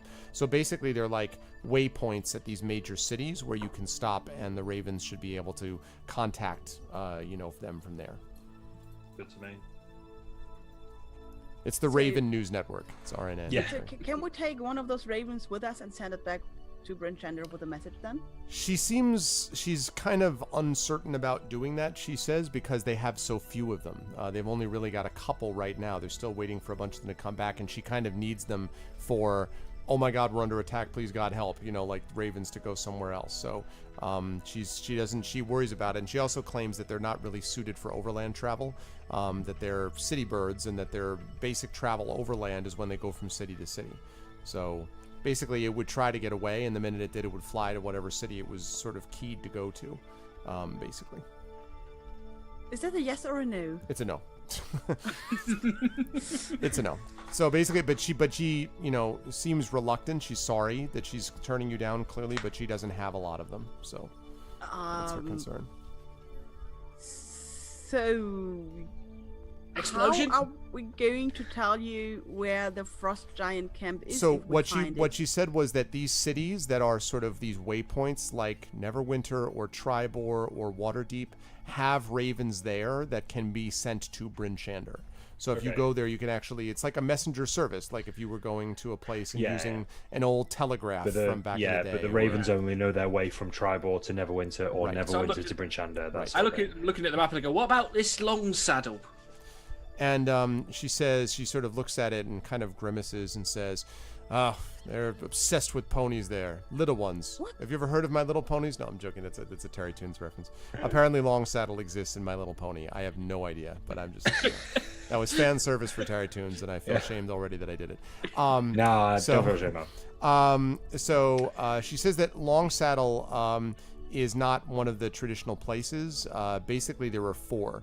There's that's around here. There's Luskin, there's Neverwinter, there's Tribor, and there's Waterdeep, and those are the four major places. It's gonna be Tribor, isn't it? Yeah, I think so. And we're gonna have to, if we do find the giants, we're gonna have to ride like crazy to make it to Tribor before anything happens, possibly. You say this, I mean, we probably set them back a little bit after they attacked here. We did burn down. Took out quite a number of their siege weapons, and we squashed at least one of them, or rather Greta squashed at least one of them, and Droofy's gone, so they've got no driving force at the minute until another driving force is either elected or arrives, or however it works in Giant Society without the ordning. So I think it might be okay. If from like the Mirabar-esque location to Tribor is, let's say, a few days travel. Okay. I think it should be okay. Yes, if you don't stop. It probably would be, what did I say? It would be sort of like 12 to 13 days down to Waterdeep. Yeah. So you figure, and that's with stops. So I mean, if if halfway, well, we can see. Tribor's about halfway, so it's about 6 days. If you didn't stop. So. Yeah, we can see when we find the giant camp, we can see how ready they are to march on Brinchander. We can see if they're marshalling their forces right then and there, that sort of thing. And if needs be, we can ride hard and fast to Tribor. And if they're looking complete disarray or there's no one there, that sort of thing, then we don't need to. Mm-hmm. So, but if we find the Weevil, we need to take him back to Brinchander anyway, right? Or we can send word, possibly. Yeah, I mean, eventually. I mean, we've got friends at Tribor. If we dropped him off with the guards there... Yeah. Well, I think we're going to cross that bridge when we come to it. Yeah. And probably many others. Also, one thing that occurs to both Celsig and Greta is the fact that there are, in some places in the world, teleportation places and other sort of travel services. The problem is that they tend to be in the larger places and they tend to be expensive, but they do exist in certain contexts. So if you became really pressed for time and you had found a way to sort of gather a lot of money together, you could theoretically, get yourself teleported down to Waterdeep or whatever if that became an urgent thing and you were close enough to one of these other large cities like Luskan or Neverwinter, or maybe sometimes just sometimes wizards have towers, I mean, like something like that. Speaking of which, I reckon so it's just like fast travel. Click fast icon. travel. Yeah, just click on the icon. Yeah, right, exactly. Yeah, speaking of which, I think we should probably call Zephyros for this. I'll leave that up to you, since I'm pretty much prepared to just go now. So yeah. Okay, sorry, I'll Greta, just what tag were you along saying? with whatever. I'm not sure we should call him right now. I would, looking for the frost giant camp in the mountains or in the foothills. I'm not sure what's going to happen if we fly over it. Okay. I don't want to, that makes set them sense. off. Suddenly, makes sense. ballista. Yeah, that makes sense. Do you still have your spare axe, or are you pretty much stuck using the potentially unpleasantly cursed axe? No, I've got both. Okay. And I've got my normal axe and my potentially cursed axe. Potentially giant cursed axe. Giant cursed axe. So It's like, when something's cursed, it's got like a dark shimmer to it. This is just like looking into a dark room. I'm just like, that's all you see. It's just this dark blur as in my hands. Yes. So we should take care of our equipment, get a good night's sleep, and then we have a lot of walking ahead of us. Oh yeah, we haven't got horses. This is true. Yeah, even if we had Also true. horses, I don't think we could take them into Sephiroth's tower as soon as he comes. And actually, I'm not really a rider. I don't mind not calling him yet. I can find out about this axe at another time. I'm still determined to have a riding hound at some point. A riding hound? A riding hound. Riding Okay. hound. I've kind of had that idea for a while, not right. right now. Are we not? Riding Oh, right, fine. So we've just forgotten the Master Blaster idea. That's okay. Whatever. Yeah, don't worry, we'll get an old cat Master Blaster. No, he was just a child. No. I run by the town. Okay. Does this town have a Temple of Foltus? Brinchander has a couple of what you would describe as non-denominational. Basically, there is, although there is a temple of Lathander, but most of the temples around here are sort of kind of to the general gods as opposed to anything else. Apparently, the Temple of Lathander does a lot of the work there, as I believe it was doing also in Tribor. I want to say that Tribor had one temple also. That was Lathander, but not to Faltus, unfortunately. Oh well. So where are we gonna spend the night? Any ideas, guys? Bed seems like a good idea. Yeah, but where would that bed be located? What was the tavern's name again? Damn it. The Honest Thief. The Honest Thief. The greatest name not stolen from one of our books. Right. Not at all stolen. I had nothing to do with not that. At all. No. Well, the Honest Thief seems like a good place. Yeah, I'm happy with that. Do they have free rooms? Then See you, lobby. we should. We may have to pay. No. Generally, business owners do require recompense. They don't work out of the goodness of their hearts. I was just thinking because of the parts of the town being destroyed, maybe some refugees are in there. I was just asking, like, if they have free rooms, not like free, like empty, like, you know. Daisy missing my English language, apparently. Awkward. I was there with you. I'm sorry.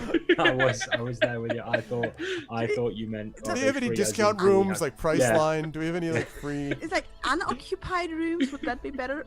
Okay. Well, we can go and ask, can't we? Well, maybe we could ask Divesta Shane and the people if there's any spare accommodation where we won't take up too much space. If you do ask that, do you ask that? I'll ask that. Okay. We're having this conversation in that room, presumably. Sure. So Devesa is happy to give you on the first floor, basically of this somewhat destroyed, place in which they're now meeting.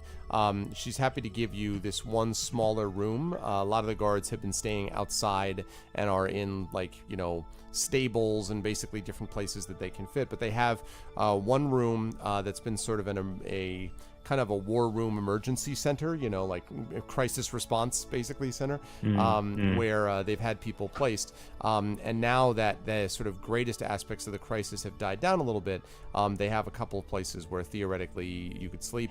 You get the impression that the people who run the place may not be crazy about having them there, but you also get the impression that Devesa doesn't care. Like it seems quite obvious that she wants you to feel comfortable because she kind of is relying upon you to do some serious things on her behalf. So okay,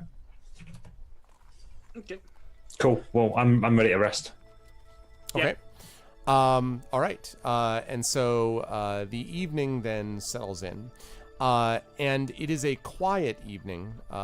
At one point, Greta, you sort of wake up and you find that it is, despite the coolness of the temperature, you find yourself in a cold sweat. It is very muggy and humid despite the chill. And as you wake up from this, you notice that the outsides, this is on the first floor, and the way that it's set is the first floor is kind of halfway down into the ground. It's sort of built that way. And so there are sort of smaller, if you think about like in a basement, sometimes they have the small basement windows like up around the top. So it kind of looks weird, like, because you're looking up on the ground almost, like as you look out the window. It's a little bit like that, although it's a little bit wider. But as you find yourself sort of drawn to one of those windows, and you can feel sort of the chill. In the distance, you hear a distant, what sounds like, but it's not getting any closer, and it's not getting any louder, and there's no panic. People are not running around frantically. You just hear this sound in the very far distance of this kind of rhythmic, repeated like that.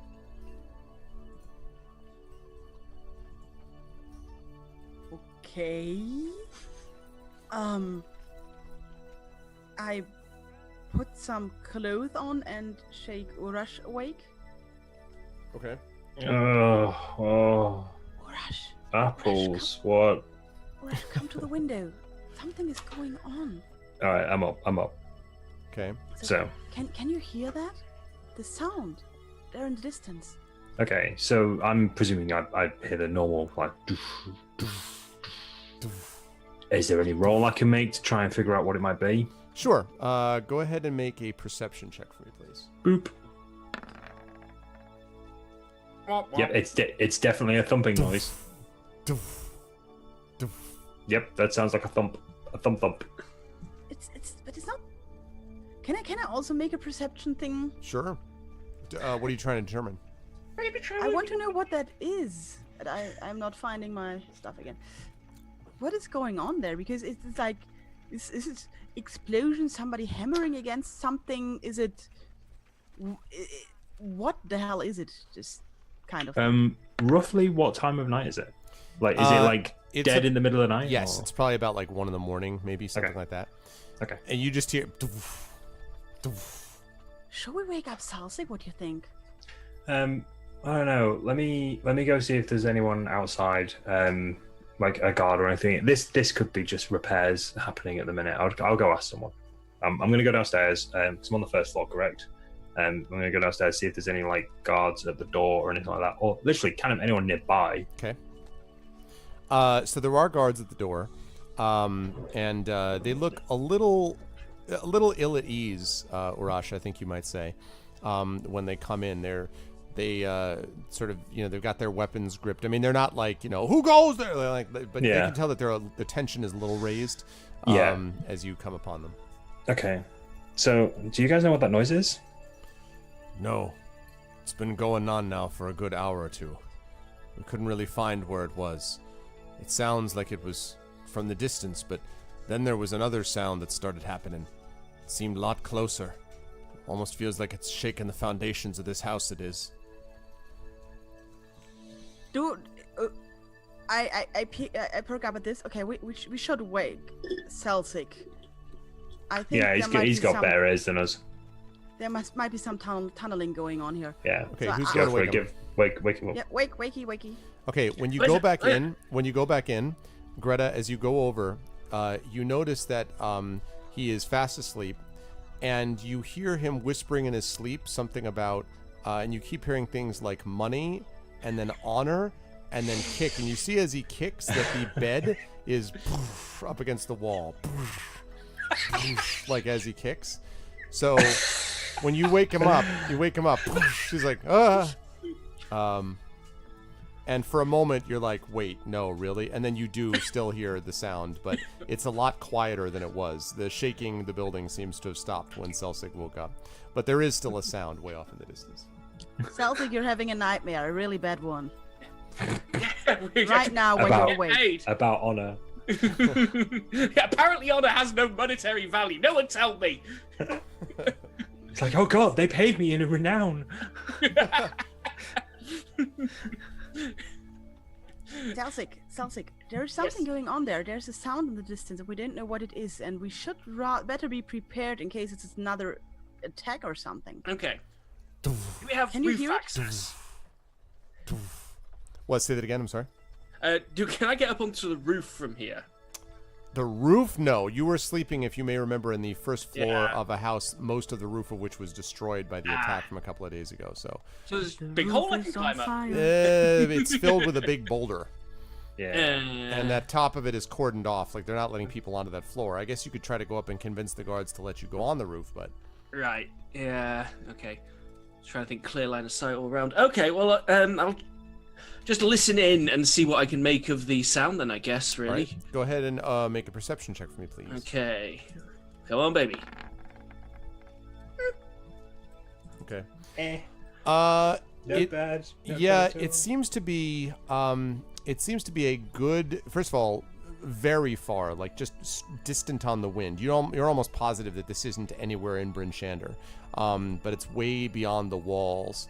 Who knows how many miles? But you get the sound. I mean, it's a rhythmic sound, but it doesn't only go doof, doof, doof, doof, like it does a lot of that. But then every so often there's a pause, and then it speeds up and starts again, and then goes. So it's not like just constant, all the time.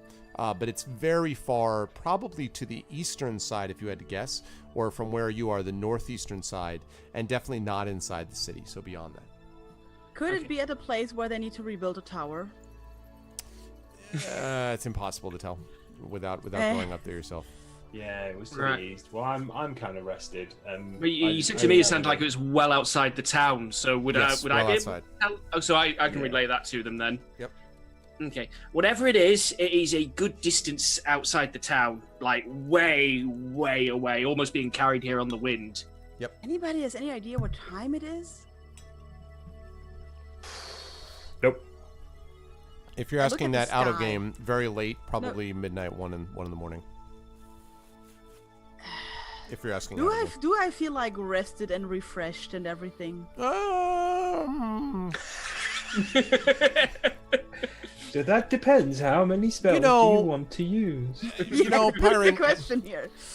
Pyron and I both have the experience, not necessarily shared by our comrades here, of middle of the night wakings due to things. And so Yeah. when you get, 4 hours instead of 2, You feel way more rested, but you wouldn't call it a full rest. No, I would not. That is very true. Yeah. There you go. Okay. That's I can understand. Okay. I'm all about these targeted analogy. Yeah. So yeah, I think we suit up and we investigate because I don't want any surprises in form of bigger boulders raining down on town. Since I've done very little except talk, drink, and rest, I feel great. So I'm like, it's the direction we were going to be setting off in. Yeah, let's just go. One thing to point out, by the way, is that it is not gotten, as I mentioned, I just want to emphasize, it's not gotten any louder or faster. It seems to be the sort of I same will just steady. let my companions know that it doesn't sound like it's getting louder, like it's getting nearer. So either whatever's making it is getting quieter as it's getting nearer, or it's staying the same. Tiptoeing giant. Could be all kinds of We get horrible quieter as we get things. nearer, and they think we're the same distance away. Right, Yeah. you hear the music like dun dun dun dun dun. Dun, dun, dun, dun, Yeah. Okay, so you guys are going to get dressed and head out of the town, heading east. If I'm understanding that right? we may Yeah, as I well think we've got continue everything away. now. Okay. All right. So you gather your stuff together. Now, were you going to try to get horses or not? No, I don't want horses. Does anybody else want horses? Well, it's Are there a any very long large walk. straight- It's. I just want to point out this is not to make you choose to do anything. It's going to be a lot Yeah. slower without a horse. I'm just letting you Yeah, know. I'm Yeah, getting a of horse.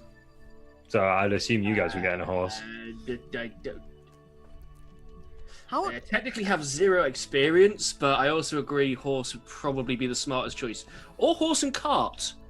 Can I'm we gonna get- or maybe a mule? I've heard mules are better. Okay, mules so are, I'm gonna you know, I'm gonna try and get a horse.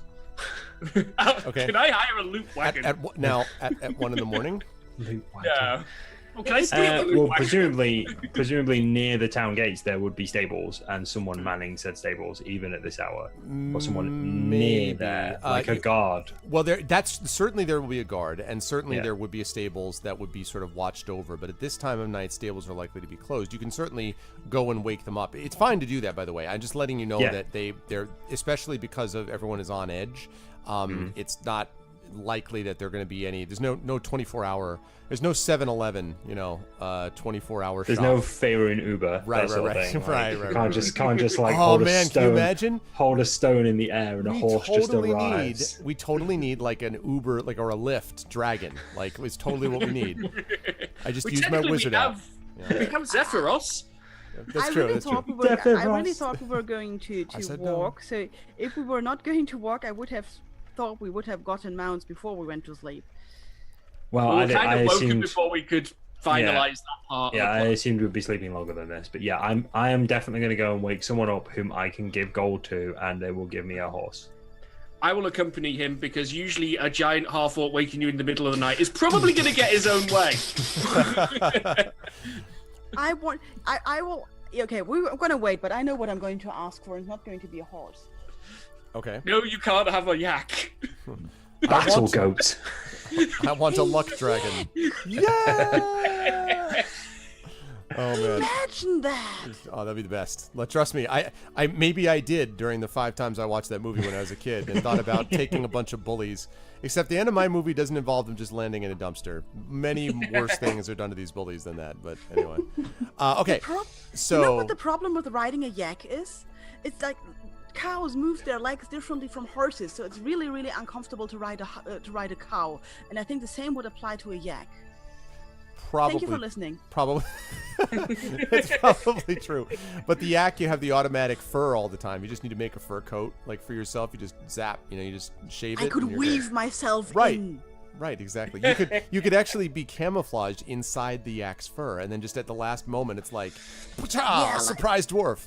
Okay, so could I need to add yak camo to the notes on this adventure. Yak camo. Yak I camo. could, Oh, yeah, man. really, I could like hang below the yak like Jason and the Golden Fleece, and like Right. nobody would say like this is just a yak coming by. No worries, people. Or at some Just point, looking through the rules. at Do think some I'm gonna point, do you get an the, like- elephant? right? Or a camel. Actually, camels go very fast. Camels run surprisingly fast when they want to. Well, they are, yeah. And it's Camel, hard to camel stay racing on them. is a thing. Yeah, I but don't it's think hard I to stay on them, though. So. Yeah, it is, Okay, it is- I fell from I've a just camel seen once. in the rules Oh, really? you can actually get a mastiff as a mount. Yes, I know. I did that with my halfling character once. The thing about You know- that is that you are in Bryn Shander, You are not in Mastiffs London, are not native. Paris, Yeah. or Berlin, so you're not necessarily going to have access to all these things. I mean, they will definitely have horses and ponies, assuming that they're not all being used or killed in the latest attacks, but they will not have, they're fresh out of exotic yaks at Bridgender. No exotic mounts for me. No, probably in the mountains there are actually places that would breed yaks because of the wool and because of other, yak milk and all this stuff. Like they're sturdy creatures, but not something that not at Bridgender. From what you know, and certainly not. There are dogs, but not of the riding kind. Could I get a ballistic moose? A ballistic moose? We definitely need a side quest I to thought you were going to say a tactical moose. Yeah. Yeah, tactical moose. I'm crossing boundaries again. Sorry, I'm crossing streams. Yes. I want a exactly right. pony. A dire moose, right? A dire moose. Yeah. Yeah. We have. Okay, so I want a dire pony. A dire so pony. things we need. So this is what I've discussed. This is what I've discovered. We need things with more legs than we have. Yes. Right. Okay, I want let's a pony. go. Let's go. We'll get you a pony. Okay, we'll definitely. I've always wanted one, and Celsig will buy you a pony, your very own pony. No, like Don't I really argue, I want a don't little argue, Celsig. mountain pony that is not going to fall down the mountain and stuff. Okay, well we'll try. Okay. Yeah. We'll I'm get thinking on with just that. I think it's presumably, considering Bridgender is built on the top of a giant hill, most of the animals around here have a hill and mountain experience. Just a guess. That's definitely true. Yeah. That is definitely true. How ballast tactical I don't moose. think so. Yes. Double dire unicorn pony. Double All right. die unicorn pony. So, I like you that. guys head to the spider, east. giant spider. You head towards the east gate, and when you get there, you note that there are indeed there are of course guards there looking outwards on top of the walls. Although the tower on the right, of course, as you know, Greta, better than anyone, has been destroyed, and so they have sort of like the rubble and stuff next to this. Next to this door, which is splintered but still somehow standing, and there is basically a guard on top of the rubble of the tower, like sort of standing, kind of placed with his feet apart, kind of looking out at the land beyond. And then there's another guard on the still intact left tower, who is looking out. And then you do have a couple of what look like stables, just two actually, that are nearby these towers. They do look to be from here shuttered and locked. So. Okay. Knock on the doors. Okay. Yeah, You got yeah. one to the north and one to the south. You have a preference? South. I like traveling south. Okay. So you knock on this rather ramshackle stable, and then you hear, all right. There's no need to get your knickers in a bunch. And there's silence for a minute, and then this door opens, and this old man with super wispy hair, kind of bent over, holding a lantern, is sort of peering out at you. His long, knobbly nose sort of creating these weird shadows on his face. And he says, yeah, what can I do? We need horses and a pony. And a At mule. 1 o'clock at A night? mule. Yeah, well, we were going to leave in the morning, but that noise has woken us up now, so we may as well leave now. A And you're noise? here, What Andor. noise? There's a thumping noise far in the distance. There definitely is. He definitely doesn't seem to know what you're talking about. It's like, Okay. what thumping noise? I don't know. I've been hit on the head a lot. That seems obvious Yes. to me. Feel free to come back tomorrow at 7 in the morning, just like everyone else. And then he starts basically closing the door. We could really do with the mounts now, if possible. He kind of puts his head around the door, Celsig, get some gold out. the edge of the door suspiciously, and he's like, why should I be selling you one of my horses at this hour? We don't have a lot to spare anyway. The city is wanting us to hold on to them if they can. Well, It's I don't so want to use the term heroes too much, but we did help save the town. And he kind of stares at you, stares back down at Celsig and Greta, and he Look, says, there's the tower I blew up. Yep. Those No, giants no, earlier, oh. that was us. Secret! and he sort of looks at you with his eyes wide. He's kind of like, I am very tired. Actually, That's- what's going on I'm here? very tired. That's now Greta's catchphrase That I'm for the very next tired, 6 he hours. says. I am very tired. Slightly manic glint in the I eye. want a pony, please. and he stops and he's like, I'm going on vacation. Thanks, goodbye. And he closes the door. Then you hear like lock bar closed, you know, and then Well, that went well. I want a pony. I know we're gonna I'm get very you a pony. tired. Well, Why I did you know. log up? I know. I we're like the gonna image get of her you a standing in front of the pony. closed door saying, "I want a pony." It's like you just hear all the things.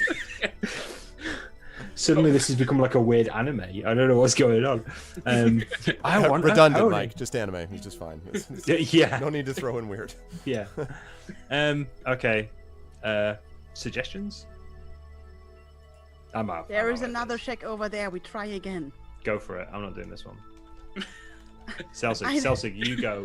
Talk with money. Okay, you talk with money. Yeah, okay, so I'll go up to the north and glare back at the two cheapskates behind me. I'm standing Yeah. right behind Celsic, like right behind Yeah, Celsic. says the man who is carrying 20 times my gold. You don't know that. I can guess. Just because I jingle when I walk. I have a lot of pitons in my pack. It could be that. My investments have worked out really well. Okay, so you're knocking on the door. Is that what I'm? Yes. Okay.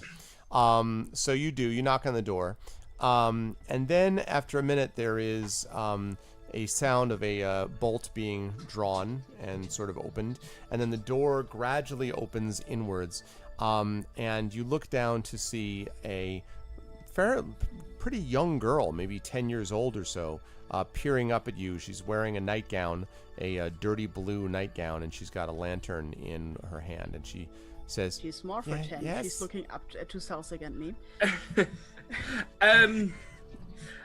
well, she's looking up more at Urash, in fairness, but Yeah, Hello. you just sort of dominate the landscape. right, yeah. I just turn around. Oh, good, children. Hello. And she looks back and she says, "Hello, masters. It's awfully late. What do you want?" It is. Pony. We need to get transportation. Are the owners in? And she says, "The owners," and she kind of says, "Oh, well, that's me actually." Oh no. Now, as I say, she looks 10. Well, we are looking for 2 horses and a pony to buy them. Now. I pull out a silver piece and say, "That's for waking you at this hour." And she sort of looks down at the coins and says, "Oh, well, that's nice of you, but well, I really shouldn't be selling them at night. It's not really good for the horses, and they'd be worth probably a fair amount of money." What? How much are they worth? And she says, "Well, with these horses, I mean, definitely some gold. Maybe," and she sort of thinks about it, maybe 20 gold? And you get the impression, Celsic, make an insight check for me, please. Okay, insight, you say. 20 gold for two horses and a Okay. pony. No, per one pony. She's per one animal. Right. Do I know how much horses normally cost? So I'll answer that in a second. Okay. Celsic, your sense is that this is not a ruthless businessman. This is not, this is not a person. I wonder what gave it away. Yeah. This is definitely, you get the impression that this is sort of she's new to this affair, you would guess. I think 20 gold for a pony sounds wonderful. Let's buy a pony. Well, I hate to say this. I think we need to buy her a pony. She can summon fire. Okay. She's very We tired. also need She's provisions very for the pony and equipment to steer it. Yes. And, I'm assuming it's Would steering. And any of maybe us know how to equipment. outfit mounts? I So have zero riding So experience. here's the thing about the horses. Most horses, draft horses, will typically run about 50 gold. Draft horses are kind of like work horses, like all around, and then riding horses that are designed for speed are usually about 75. A pony is about 30 gold pieces. See? I knew it. Quick side note, in case you ever wonder why war horses are awesome, 400 gold pieces for a war horse, because a war horse is ridiculous. Christ. Like, a war horse is so And it was true, even in reality. War horses changed the fate of how military encounters were conducted. But sorry. Very true. Yeah. You can even get war-trained riding dogs, by the way, Salsic, but you need special riding training to use them. Or you could just get I smell a side mission. a war-trained riding orc. We're just going along the road and something like dog riding stable. I'd be like, see you in a week. Right, Yeah. exactly. See you in Waterdeep, suckers. like he's a little kid running down the kiddie section of Disney World. Woo! We'd be plodding along. You just see me go past on a mastiff. You're just like, did that happen? Yeah. So anyway, that's what normally a draft horse would be, between 50 and 75. So charging 20 is, I mean, Sounds good. Yep. It sounds reasonable to me. That's the price she's named. Sounds more than reasonable. Where are your parents, little girl? What's your name, first of all? And she says, my name is Giulietta, and as to where my parents are, and she kind of shakes her head. Well, I haven't seen them in days. I know, Grant. You might have blown them up. Why would they be in a guard tower? Ixnay on the blowy uppy A in front of the potential orphan A, okay? Hiding hay. Yeah. So, We need to find somebody to take care of this girl. This is not okay. She looks up at you like her eyes blinking. This is not okay. Do you have anyone in town do you have any other family in town, Giulietta? And she says, well, no. It's my mom and my dad, really. We've always been here for as long as I can remember, selling and buying horses. Where did they go? You could take the kid. She's easy XP. Wow. Where did your mom and dad go to? Even I can't do that. And she says, when did you last see them? well, it was 3 days ago now. You see, they left when they were hearing about these attacks that were coming, and there were all these boulders, and so they thought that they told me to stay where I was. They didn't want me to get hurt, and they were gonna run and see if they could find someone. Also, a couple of our horses escaped when it first started happening. They were terrified, running through the streets, and my parents wanted to go get them. And then there was no one else here. I have to look after the horses that we have before we sell them, and so I stayed here. Don't you have any neighbors or anybody you know? I mean, if you've been living here all your life? She kind of lowers her head and shakes her head. And Greta, make a perception check for me, please. Go ahead and add +2 to it.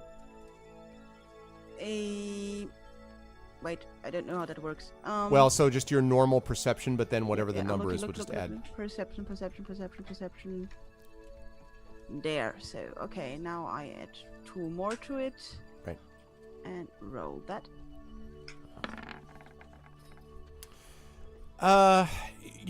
Looks like a humanoid. Yeah, looks like a definitely young child. It's Young child, level 2. Fortunately for you, this is not a very complicated check. You feel like, just sort of looking at her, that you notice that she's wearing this sort of simple brown dress, but you notice that there are a couple of rips in it which have been clearly sewn several times, like kind of like patched and sewn. You can see that her, as it sort of moves up, you can see that her hair and her face are not particularly clean. I mean, they're not like filthy, but they're definitely not like super clean. And she is in bare feet. So you get the impression that there's not a lot of money here. You don't think? Yeah. Can I pull Greta to one side a second? Okay, yeah. You can. You're like 2 meters tall. Yeah. Come with me. I don't mean physically. I mean, Yeah, like, I'm not just resisting. pull her, like, kind of move her away from Giulietta. This doesn't look good. Like, No, what? Something is wrong here. I mean, we can probably, if you guys want to sort the horses out, we can make sure we leave some sort of note here, just in case anyone has left and come back, and I can take her somewhere safe. I owe you an orphan. The parents have been gone for 3 days. Celsic doesn't write the note, okay? The parents haven't come back for 3 days. Thanks for the kid. Yoink! He puts it together like a newspaper hostage note, like with different letters. If you want to see your child again, Bring 30 platinum pieces and your finest warhorse. oh sorry. The parents yeah, have been gone so- for 3 days. No neighbors has checked in on the girl, and even the parents were only hurt. As long as they can talk, the healers would have got a note of this. Something is completely wrong here. I fear the worst. Like really, I really. genuinely Yeah, but fear I the mean, worst. She can't stay here. No, she can't. Well, she can stay here if we get somebody to take care of her. It's her home. We can't just take her from her home after she maybe has lost more things. I reckon take her back to Markham and Aldrich and see if there's somewhere where she can stay. No, leave her here and get somebody to take care of her here. Don't take her from her home. Who are we gonna get? We ask Malcolm and Alric. They will know. So Dakota Okay. suggests getting the 2 Smiths to take care of her. Let my brother take care of her. Oh no, my brother will take care of her. There we go. All right. Okay. I will go and speak to wake up and calm down, and then speak to Markham Southwell or someone, and you see do what that. we can organize before we leave. Okay. In the meantime, are you going to be still speaking to her about the horses at all, or are you just like everything goes on hold? I'm leaving this to Greta and Celsig now. Okay, so you go off to talk to you- Markham Southwell. Greta and Celsig, what do you guys want to do with the kid? Julieta, we don't think it's normal that your parents get lost for 3 days, so we will now ask some people if they know where they could be, and in the meantime, my name's Greta Goldenfire. I'm a cleric of Foltus, and I think until we have known what is going on here, I would just, if that's okay with you, like, come in and have a look around for any clues of where your parents might be. And this is Celsig, and he might have a look at the horses. Do you know anything about horses, Celsig? They've got 4 legs and there's not good eating on them. Not? I always thought they looked quite tasty. I've honestly never tried. It eaten didn't seem like something horse. seemed good to me. Why not? They look like big and meaty. So does Urash. He's human. He's got you there. So He's- So yeah, Greta, whilst that conversation's going on. Julieta, is when you say this thing about, well, you know, she says, oh, well, no, miss, I'm supposed to wait here and take care of the horses. That's really important. well, then let's do that. And then you hear in the background, you hear,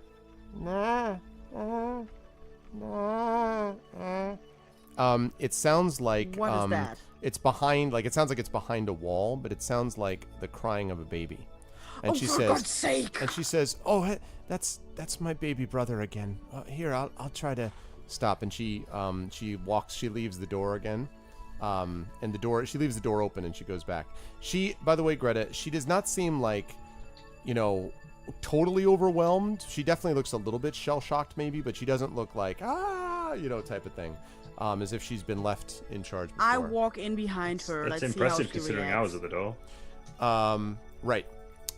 So when she walks back, you see that her brother, which is not a tiny little baby, but definitely, I mean, not more than maybe a year and a half, 2 years, and is right now lying sort of on a cot and is sort of moving kind of back and forth a little bit fitfully, and Julieta looks at you and says, "Oh, this is my baby brother. Hi. He's not conscious at the moment. He's kind of like, his eyes are tight shut, and he looks like he might be sort of maybe asleep." And she says, "He's been kind of hot lately. Well, I've been trying to. He's been, said he was feeling warm. Well, he doesn't speak very much, but he kept saying hot, hot, and so I tried to give him some cool water and some food, but and then You've he's been been doing having these wonderfully. bad dreams."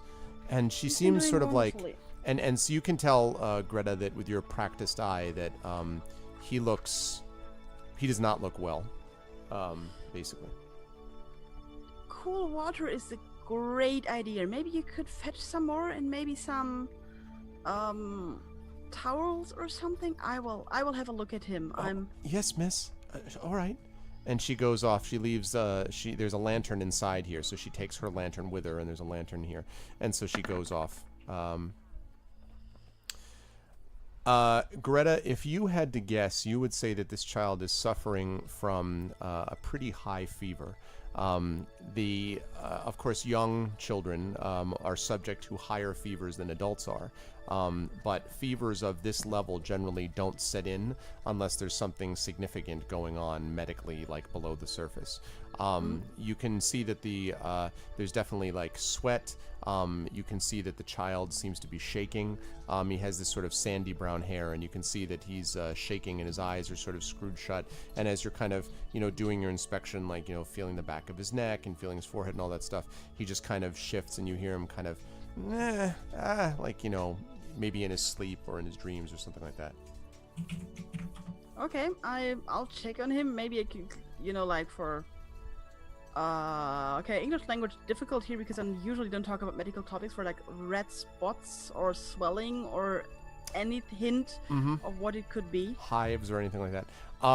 So you don't encounter any of that.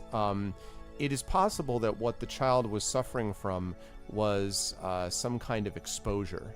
It's not super cold, but if the child was exposed, because it's a pretty young kid, if the child was exposed to weather and then was never sort of, you could imagine their immune system being run down basically and catching some kind of an infection, which then hasn't able to be cured. You don't think that this is the kind of thing which a few days ago would have been all that serious if he was being properly looked after, even by like a witch woman or a midwife or something. Like, it wouldn't need like a top flight cleric to deal with it, but definitely now after a few days, this infection or whatever it is has gotten much more serious. Okay, I'll wait until Julieta is back. Okay, and she does actually come back as you're talking. And she's walking in. She has her lantern in one hand, and then she has what looks like a bucket of water and a cup that's hanging from it on the other. Okay.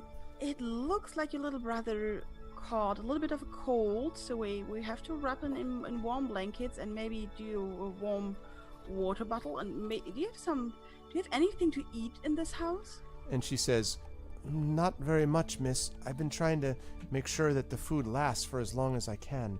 But I'll bring what we have. But yeah, I'm coming with you. Okay. I'll have a look myself." Okay, so she brings you into, and in this sort of like the house that's right next to these stables, this is a very small house, like probably 3 rooms. There's the room that they're in where you have the lanterns. You've got another room off to the side, which looks to be maybe it's sort of only half finished, and it might be like kind of an outhouse or something. It's not 100% clear what it is because it's pretty empty. And then the last one in the back is clearly where you would expect that the kitchen in quotes would be. There's like a very small fire which is sort of burning fitfully, and then you've got a kettle, and you've got some other iron pots and so forth. And then you have what looks like a wooden box, and she goes to the wooden box and she opens it, and inside the wooden box she pulls forth, you see like maybe there's like a head of cabbage and like a loaf of half-eaten bread, and that's pretty much it. Like there's not a whole lot other than that. Cabbage is good. Cabbage is really good. Mm-hmm. Wonderful. Okay, yeah, so I'm gonna... Okay, we will need to get something to eat for your brother and for yourself. And I don't care, that's 1 a.m. at night. I'm going to cook now. And okay. So I'm just gonna like soak the bread and chop up the cabbage, but leave some of the big leaves. Okay. And just boil it all up, and maybe I can find some condiments, salt or anything. But that should be some some filling stuff.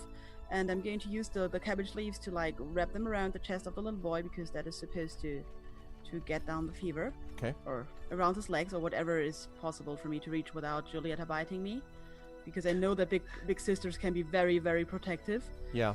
And you seem to have won her trust to a certain degree, or at least she seems relieved that someone else is sort of making the decisions on these things for a change. And Yeah, I'm going to speed up heating if necessary. If that is. Yes. I have some cantrips I can do. So when Urash comes back, he sees from a long distance the burning inferno of the stable. No, just kidding. That's not actually what happened. Suddenly, it's a bad outtake from Equus. No, that's not what happens. So Celsig, in the meantime, did you go to check on the horses? Is that what you were doing, or like what were you I'm doing? just incredibly awkward right now because this is so far outside my sphere of experience. Okay. So are you standing like in the room staring around? Are you like looking at the kid? Are you like I've whistling? gone to. I guess I've gone to sort of once Greta's settled down to deal with the children. I've sort of wandered off to look at the horses. I think. Okay. But just look. Okay. Okay. Get the thoughts out your mind. I'm not making anything here. The horse is like, No. nay. Okay, so so you go to take a look at the horses now. Once you see the horses, you begin to think that maybe there was a reason that, like maybe it wasn't just sort of the discount of a naive, merchant, because calling these horses is a bit of a stretch. They are very thin. Not quite skeletal wouldn't be the right word, but the ribs are sticking out. These are clearly hungry creatures. And it looks like there are two of them. Fairly decent size, actually, but they have seen clearly better days. Their heads sort of hang down. There's a couple of what looks like a little bit of dirty straw in each of their paddocks within the stable, but I mean, it's like not a lot of straw, and there are a couple of buckets of cold water, but you can tell that the horses are definitely somewhat hungry as you go in, but they're not lying on the ground dead. So Any sign of riding gear, anything like that, whatever it is, block and tie? I don't know. I don't know. yes, what horses... there is actually nearby. There looks like there's saddle and some not spurs, stirrups that you could find that are listed that are sort of stacked up there, and you see a couple of those there. There are only two horses sitting in the stable, by the way, or standing in the stable. Mm-hmm. Well, one's clearly going to be mine. The super tall one. Yeah. No. But okay, so mortal, and the camera pans up, and there he is, like on the very top of it. I have to use Urash as a stepladder to get on my horse. Yeah, exactly. And now I bid you adieu. Urash, help me up. Here's a silver piece. Help me on the horse. Okay, so sorry. So what do you do, Celsig, after that? After you see them? I've sort of examined them, and then I'll head back to the house and wait for an opportune moment to discuss this with my companions. Okay. Urash, in the meantime, you have reached the home where Southwell has been spending his time. And as you sort of pound on the door, Markham Southwell, and indeed it is Markham Southwell, comes to the door bleary-eyed, kind of rubbing his eyes. This is maybe, it occurs to you, the first time that Markham Southwell has gotten any sleep since the attack began. And so he kind of opens the door and sort of views you with a weary expression. Yes? I'm sorry to interrupt you at such a late hour. We were awakened by a distant noise, a distant thumping noise. We don't think it's anything too serious at the moment because it doesn't appear to be getting any louder. But as we were leaving in the morning anyway, we were going to try and get some horses and ride out early, get a nice early start. And one of the stables near the east gate, it appears to be being run and owned by a small girl known as Julieta. We're not entirely certain that her parents will have survived the attack, and I don't think she's entirely certain of that either. So I don't know if there was someone that you knew or someone I could grab to come with me to kind of look after her and make sure she's okay. And he says, I appreciate your assistance, my friend, but I must say that I don't know that I have the soldiers or the manpower to be able to chase after everyone made an orphan in this latest attack. You're probably right. The parents are either missing or no longer around. And that's tragic, but I'm not sure what else I can do about it. I can try to send one of my soldiers, at least temporarily, with you, but I don't think I'll be able to spare more than that. And you can tell, like, he's like kind of almost swaying. He's so tired. And that would be more than adequate. Just someone to watch over her, someone to make sure that she's okay. He says, "All right, very well. Here," and he barks out some order behind him, and a person comes up. He says, "Erevan, go with him." And Erevan, so named, looks back at him and sort of, "My lord," and he says, "I said go with him. There's something about a girl in a stable." Come with me. I'll fill you in on the way. And he says, "But my lord, Duvessa ordered us That's not it. to have I'm any gonna guards travel leave." back. And says not to lead your side, and Markham says, "Never mind what Duvessa said. If someone needs help, I'll be fine." And he kind of waves at the other person, waves him off, and then turns around and walks into the place and closes it. And the guard sort of shakes his head, and he says, "Man will kill himself by the end of the week if he's lucky." He says, "All right, lead the way." He said to you, Are you Ura. there? All right. Yep. Can you hear us, Ov? Yeah, I can hear. Yeah. Okay. Wonderful. Cool. There was a weird moment where we couldn't hear you at all. Oh Because yeah, I cannot reload the stream. my stream just went down. Okay. That's unfortunate. That explains it. Give me a second. It's gonna reconnect. That's annoying as hell. There must have been some provisions for orphans in the city. I mean, this is not the first time they find an orphan, I guess. Very true. I'm just guessing they're really stretched very, very thin. Yeah, but they will At the have moment. there must be some organization, even if it's a religious one, who takes care of orphans and stuff. Yeah, the House of Healing or something like that, or a church or something. Or maybe the soldier that you got will know. Yeah. Okay. Yeah. Sorry about that, chat. I don't know what happened there. But we had one issue earlier on, and then that stabilized, and we got a spike or something. So it might be the server. But anyway, so I am back. Yes. One thing that occurs to you, by the way, about this is that the attack on the city has, really, as has been said, stretched a lot of whatever minor services it might have had. So you don't know what relationship they had with the neighbors or anything like that previous. But some of the neighbors might even be dead. I mean, this was a profound. It's very hard for me to be describing this without thinking of the horrific situation in Puerto Rico, but it's like there is no infrastructure now. I mean, like there's roads, and that's pretty much it. Like 95% of the island's without power, for etc. So it's just that may be part of what's going on here, rather than sort of deliberate neglect or cruelty. But you don't know for sure. But it does occur to you that you've seen evidence to suggest that this city has taken it on the chin a couple of times. Yeah. Okay, so am I traveling back with, what was the guard's name again? His name is Erevan. I actually put it in Erevan. chat. Ereven. Yep. I was frantically refreshing chat. Sorry about that. No, it's not your fault. Erevan. Cool. Okay, cool. So as we're traveling back, I'll fill him in on the fact that we heard a noise, and I want to just make sure that Juliet is okay. Obviously, she wants to stay at the stables, which is admirable. I mean, obviously, at some point she's gonna either come to her senses or be convinced to go somewhere. I mean, is there anywhere around here that she could go to? Are there any refugee centers or anything like that? And he sort of shakes his head. He said, "I wish there were. There were some that were spending their time in the houses of healing, but the very few of them that we have are overloaded with the injured, and in some cases the dead. They're starting to clear up a little bit now. I suppose it's possible that, well, if their parents are still missing, they might be found there, but if they haven't been able to get word to their daughter 3 days afterwards, well..." He just kind of shakes his head and trails off. No, I understand. Unfortunately, I understand all too well. It's just against everything that me and my comrades stand for, that we could just abandon her without trying to do as much as we can. That's appreciated.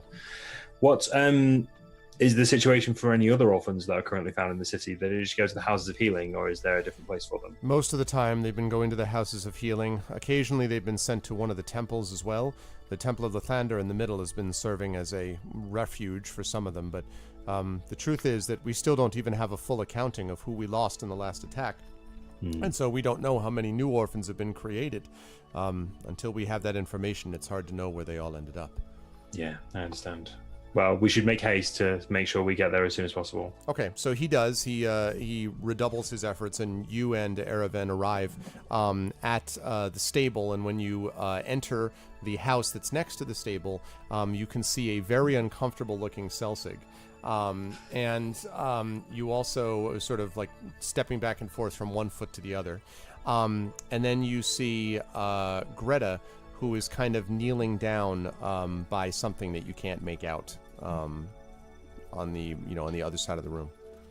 Okay, I'll go over to Greta and tell her that Araven is here to assist. Okay, and Araven is here to assist. when both of you get over there, My Araven glamorous says, assistant. when they get over there, you both see, you see Urash, that she's actually standing over, that she's actually crouching and next to and ministrating to a boy, a very young boy, probably 18 months, 2 years, maybe something like that. And Araven says, "You mean there were two of them?" Oh, I didn't know there was two of them. And he sort of shakes his head and he says, "It's more of them every war, more of them every time." And then he looks down at Juliet and he says, "Are you all right, girl?" And she says, "Yes, sir. I think so. I'm a little frightened, maybe." And he says, "I understand. You know you can't stay here on your own, lass." And she says, "Well, but I have to.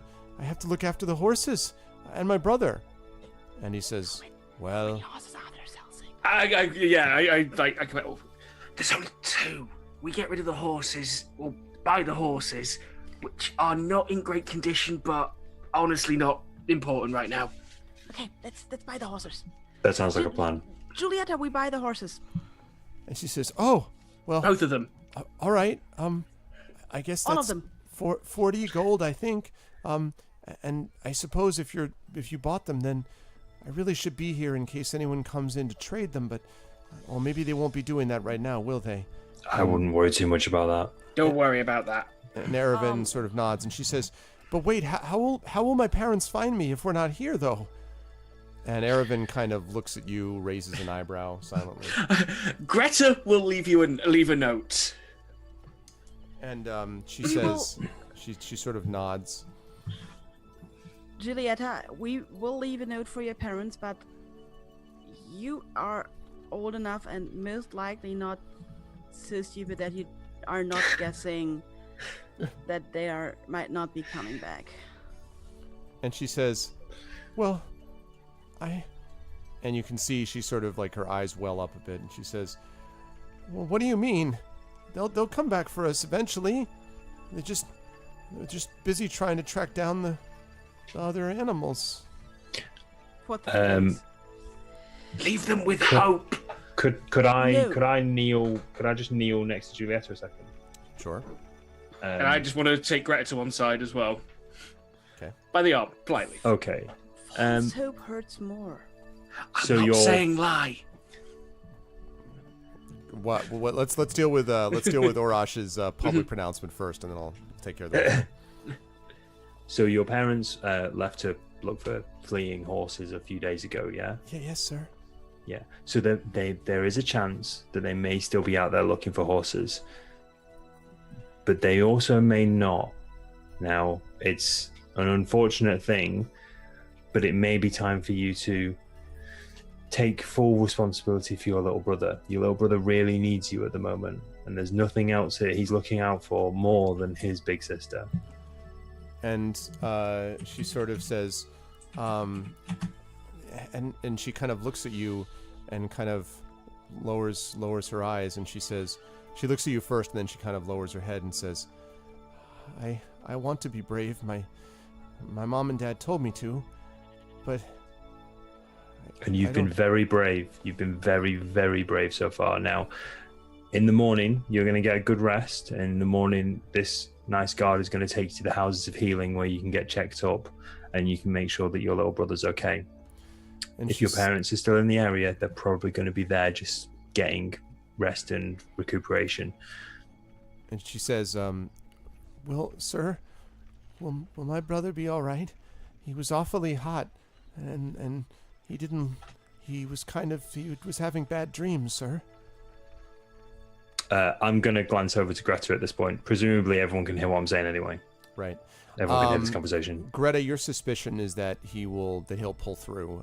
He's going to need to be ministered to for a little bit, but your suspicion is that he's going to be okay. But not if it's just, it needs a healer though, like you or someone like that ministering to him. Yeah, I still should have my healing kit with still users left, although. Are we talking like they need a healer now? And, Or he'll need a healer. No-ish, it'd be preferable. Right. Yeah, okay. Well, you don't know Urash per se. Like your job is No. to end people's lives, not Yeah. But like your understanding of it is that from the way Greta reacts, you get the sense that they're going to need sooner rather than later. This boy is going to need a healer. Yeah. This boy's already been without one for days. I should still have stuff on my healing kit that I could maybe use, maybe some drops or salt. You or could something. do that. Yes. Okay. But I also want to talk to the guard, and I want to say you will take them to the House of Healing in the morning. But I also want you to make sure that nobody takes this, and I point around, away from her. This is her heritage. This is most likely all the money and stuff in the world that she has. So that needs to be taken care of. And he kind of listens and he says, "There may be a lot of things that we are, ma'am, but one thing we're not are thieves, and certainly not to people of our own. Yeah, No one's you gonna might not be. And We may well come back and check up on her, so we're holding you personally responsible. And he looks back at you and he says, "No, sir, you don't have anything to worry about there. I can't say that I can look after the little girl all the time. I got one of my own, sir, and I'm mostly spending my time on the job. They've had us here 16 hours and more per day. But What does your wife do? And he says, well, my wife's a seamstress, miss, but it's not very steady work even in the best of times. I'm the one who has to make ends meet most of the time now. And this there one is a reminds big me a little building bit of here with a business. Just in the background, you can just hear a little clink of coins as I appear to be counting stuff out. Okay. And so he looks around. He says, "Well, you mean, well," and he kind of stammers a bit, and he says, "Well, I don't know, and we need to ask my captain. I can't just do all. I mean, I've But got your wife work. can. She's not employed, right? She's a seamstress, miss. She does a lot of work. I mean, Yeah, she well, used to do a lot She of can work. do it here, and until new horses arrive, at least you have a big building here fit for a bigger family. I'm not sure where horses come from actually, but Well, When a mummy horse and a daddy horse love each other very very, much. very much. Oh god! Again, you hear nay. So you know how lucky you all are that I'm not chaotic neutral or something. it's like blam, fireball. Yeah. Yeah. Yes. So he says, well, I have to look into it first. I have to be honest, miss, the first order of business is making sure the city's secure. But in the meantime, we can make sure that these two will be okay. Especially if you buy these two horses. Well, at least that'll take care of them having to worry about their stock for the moment. On that subject, I turn around with a small pouch and I go, I'm giving her 60 gold. I want to make that clear. And I'll say, there's the price you asked for your horses, plus something extra to see you through until you can get settled down and until either your parents come back or you can move on. And she looks down, and sort of looks at the coins, then looks back up and says, But sir, this is much more than I asked for. I have a very fixed grin at this point. It's just like, I know. It's like, yes, I am aware of this. Oh, shut up and let me change my mind. And I also give 10 to the guard and say, like I said, personally responsible. And he sort of takes it, and so first of all, she sort of just nods at him, and the guard looks at her, and then he closes her fist over the money, and then he takes her other hand, which is currently the lantern is down, takes her other hand, and he puts his 10, coin piece that you put in her hand and closes her fist over that. And he looks back at you and she says, well, she reminds me a little bit of my own, And then he turns away suddenly, no doubt, to just brush away a moth that might have just floated by his face, just happened to, at that moment, maybe,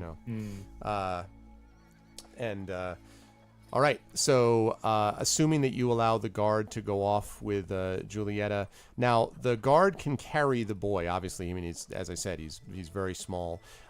By the time you're done with him, Greta, he seems to be sleeping pretty peacefully. He still has sweat on his forehead and so forth, but he does not seem to be agitated anymore, at least. And the temperature, although higher than it should be, does not feel to you as if it were as high as it were before. Okay. I guess we've done all here that we can do. Let's get the steering equipment for these animals. All right, And, let's get out of it. Okay. So when you, Urash, and Greta go in to see the horses that Celsig bought, so in your mind, Greta, and by the way, one of these was a larger, basically a fairly strong-looking draft horse. The other is definitely and I should have specified this to begin with, a larger than normal, but still, pony. But it's emaciated. Both it and the draft horse, the bigger horse, are both emaciated. So when you guys walk in to see it, both Greta and Urash, you've seen horses before. And they're supposed to, they're supposed to have a slight curve to the back, not a kind of deep sway. And they're comfortable. Yeah, they're supposed to have, their sides, or you're not supposed to see each individual rib. It's not like, you're defining washboard abs on a horse. It's like, it's a little. Okay. These are very famished, not in great shape horses that you spent this money for. Well, let's find food stuff for them. Is there food stuff around for horses? A pathetic amount of tiny little grains? straw, but there's certainly Straw. grains and straw that you could find in, but not here. There's very little left in this place. Can we Okay, we're maybe probably gonna very, need to- very, very politely buy some stuff from the other horse trader? The one who slammed the door and closed it and locked it 6 times? Yes. You're welcome to go try. We could Best of luck with that. a compromise. We could self-service. We leave payment. We cannot self-service. Well, we didn't get him to lock the door in our face. Hey. Whoa. Just because people don't like getting woken up at 1 o'clock in the morning by a half-orc, by a tired half-orc, and Cleric of Faltus saying, I want a pony, I'm tired, doesn't mean that this is entirely our fault. So, okay, what's your plan? Okay, but it's his fault That was my plan. that he apparently does not know what's going on with his neighbors, and 2 kids were there, and at least one of them might have died. Okay, we take what we need, we leave payment, that's it. Yes. I think Yes. that's best. We're at least leaving It's- payment. I really don't You're want to leaving talk to this payment. person now. Yeah, that's fine. Okay, now, I'll in leave, fairness, I'll leave some gold. I just want to be clear. When you, quote, take what you need, you will need to break into the stable to make this happen. I just want to be clear about this. Right. This Okay, is not I'm like going- the honor I am- system, No. I'm not burning them down. I'm going to knock on the door again just to make sure. I was that going to he's break out the definitely thieves' not tools, but Zero answer. gonna- Okay. I break out the thieves' tools. Celsig, take it away. Okay, so we're going to go and see if we can make a, let's see, I guess would be a... do they have, on the Roll20 sheet, do they have a thing for just clicking thieves' tools? Yes, All yes, right, they do. Good. With my proficiency bonus, which is amazing. All right, so then do it. There is, the stable itself is currently locked. It's Please not a don't very get a complicated one. lock. 27. Oh yeah, you're just like you call this a lock? Like you just you work around it like I'm just like you parkour around the lock. Like it's very impressive. So the lock silently springs free. You sort of take a step back. This is quality work, honestly, Celsic. Like this is what a professional does. I sort of look at the other two for appreciation before, for a brief moment, then realizing this is completely wasted on the pair of them. Yeah, You notice, by the way, when you open the stable that in sharp contrast to the stable across the way that was run by the little girl, there is lots and lots of really nice straw and hay. There are about 4 horses and a couple of ponies that are set up in the stable that are sort of quietly, that type of thing, like very sort of calm, quiet, all very clearly well fed, well taken care of. All of their their coats have been brushed, and this looks like in very good shape. And there's a lot of extra food and extra like equipment and just all that kind of stuff on this side. All right. So it's a target-rich environment. Yep. Yeah. Target-rich environment. Yeah. I know what I'm going to suggest, and I know the pair of you are going to shoot it down. No, I'm standing no. outside in front of the door. I'm We're not not. going inside. I'm not breaking We're in not. anywhere. We're not swapping horses. I'm not. Aw. But upgrade. The stats are all green. I'm standing outside in front of the door in case somebody comes out and wants to talk about the sin of not taking care of their neighbors with me. I wondered about that. Yeah, exactly. The saddle though has a big red bar over it that says not usable till level 10. So I'm just letting you know. No. Okay. So you're waiting outside. So what are you specifically? You can get whatever you want, like for the most part, because it seems like there's a lot of stuff here. Not being horsey trained, I don't really know what I'm looking for specifically, but anything that looks feeding a horse related. Okay. Like food, like saddlebags, like Okay. feed bags, that sort of thing. Okay, so you're able to grab some of those. There's definitely plenty of that. As you're doing that, Celsig, I need you to make a stealth check for me. Okay. Oh. Okay. Please don't screw this up. It's right. I got a +9. You're really good at stealth. Okay, yeah. So you're like very quietly like putting things in the bags and all that kind of stuff. And after a time, you're able to bring out a pretty hefty amount, quite frankly, of food, of various tackle and equipment, of saddles and so forth. You're able to bring out for your 2 horses, in quotes, such as they are. Mm-hmm. I sort of say to Greta and Urash, I'll leave the price up to you to decide. Leave him a humble bundle before all this nice stuff. If a horse costs like 20 or 30 gold. What's the going rate for this stuff? I'm actually looking that up. I don't know what the whole costs. Well, if a horse costs 20 to 30 gold, the horse... A normal horse would extra cost stuff- 50 to 75, honestly. Yeah, like, but do I know that? No. True. You probably wouldn't know that. So if a normal horse like 20, or even if it's a better horse, 30 gold, then the equipment can't be that expensive. Let's leave him like 2 gold, maybe. I mean, that like 10% of the horse worth. I was gonna like donate like 5 or 7 gold, but that's like half my gold. That seems a bit excessive.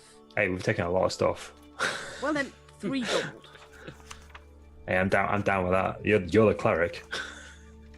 Yeah, but I'm I still think, like, 60 times the amount down on this.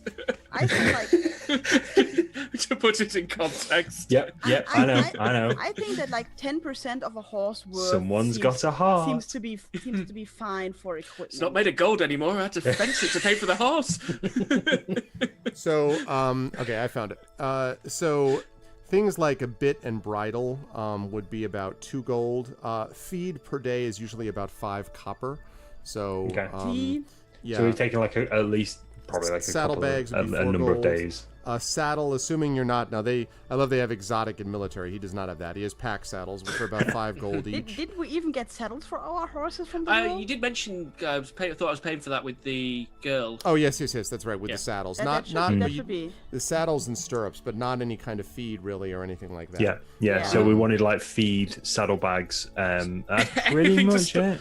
anything to stop the horses dropping dead within the next 2 days. Yeah, that Basically. would pretty much. probably cost you about 4 gold per horse. So 8 gold for the saddlebags. Probably 2 gold for feed would be pretty good amount of feed. So if you were to leave about 10 gold pieces, that would probably be more than fair. Okay, I'll donate 5. I assume Greta's going to do the same. Yeah, okay. Gonna do it. Yeah, that sounds good to me. Cool, noted. Don't think of it as being out of pocket. Think of it as investing in that 5,000 gold from the Weevil. Yes, absolutely.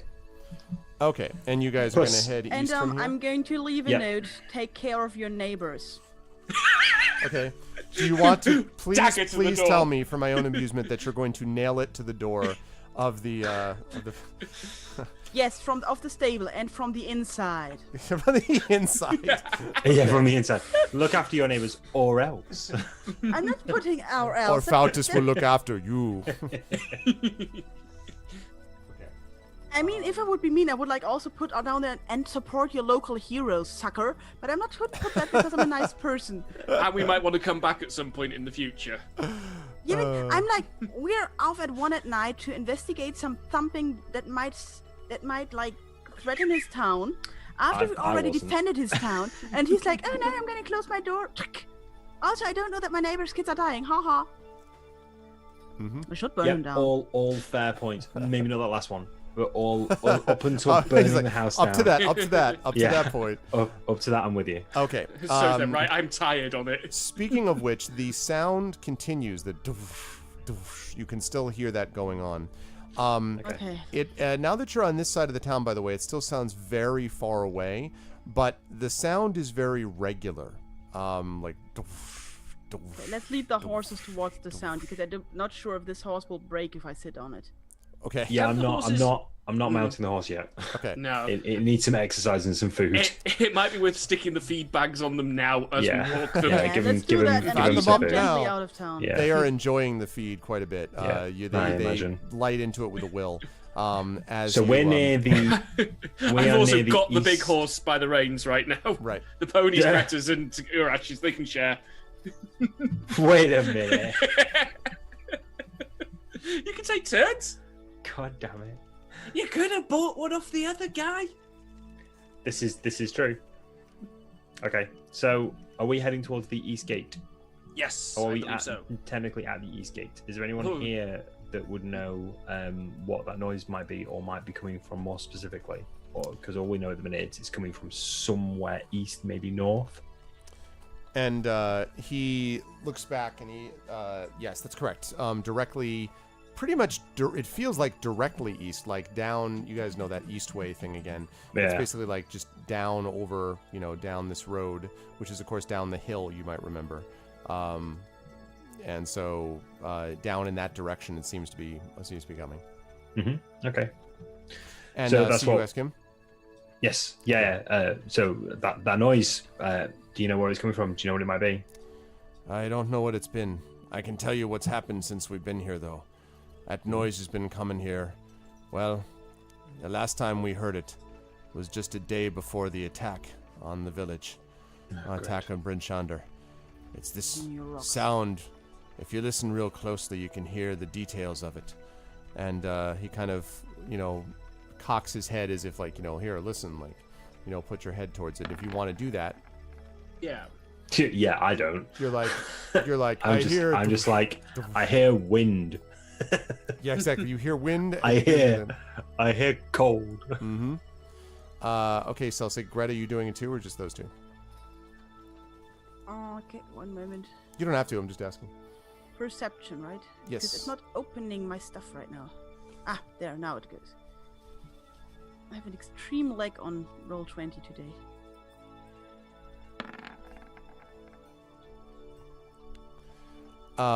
So, Urash, you just hear the same doof, doof sound. Celsig, more or less the same, although there seems to be an additional sound in there. You can't quite make it out. Maybe doosh, doosh. And then, Greta, when you listen to it, you are suddenly reminded of some of the things that you watched at your home when you were traveling to prayers, when you were getting your training at the temple. You remember the sound that you had heard when you were younger, when you would be leaving your home, and it was the sound of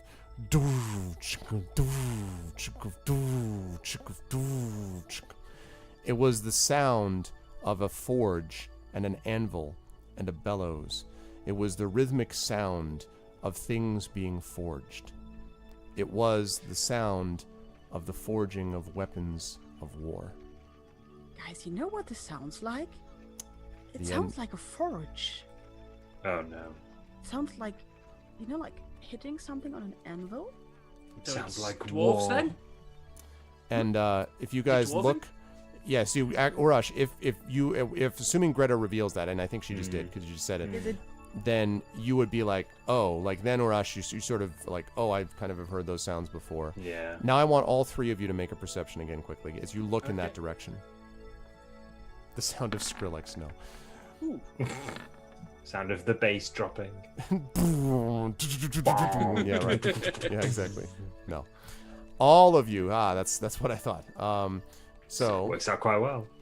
all Yeah. of you, as you look over the horizon, it's surprising you that you didn't see it before. Of course, it is still dark, but very clearly in the distance, you see what looks like you hear the sound, and you now see what looks like flickering red light.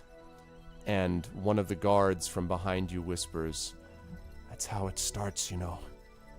They're prepping their weapons to come for us next." And with that, I think we will call the session to a halt, as it is 4 minutes to 7. As you have heard Celtic's the sound. mid-curse. Yep, it's like, son of It's like, a... oh, yeah. whoa. I do want to say before you guys spend the next couple of weeks thinking that you're going to be getting into a massive battle, that this has still not gotten any closer, and, you know, but I'm just pointing out that you do see and hear what sounds like that to the east, down the hill, on the horizon, a long distance away, but, you know, still you hear it. Yeah.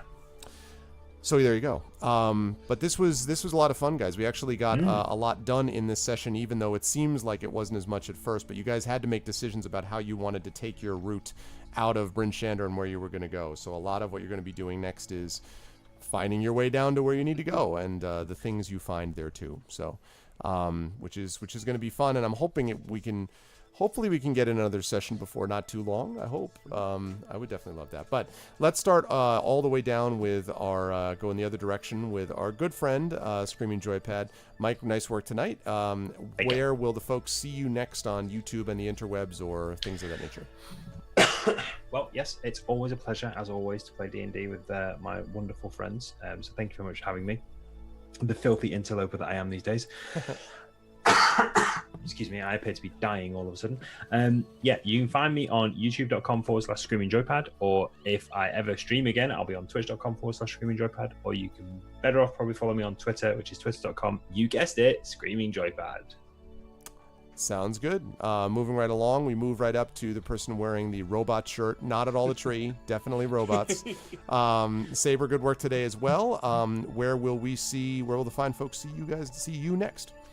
I will be back here tomorrow at my usual Wednesday slot for the 50k celebration, and I will be I have chosen from the games out of my past.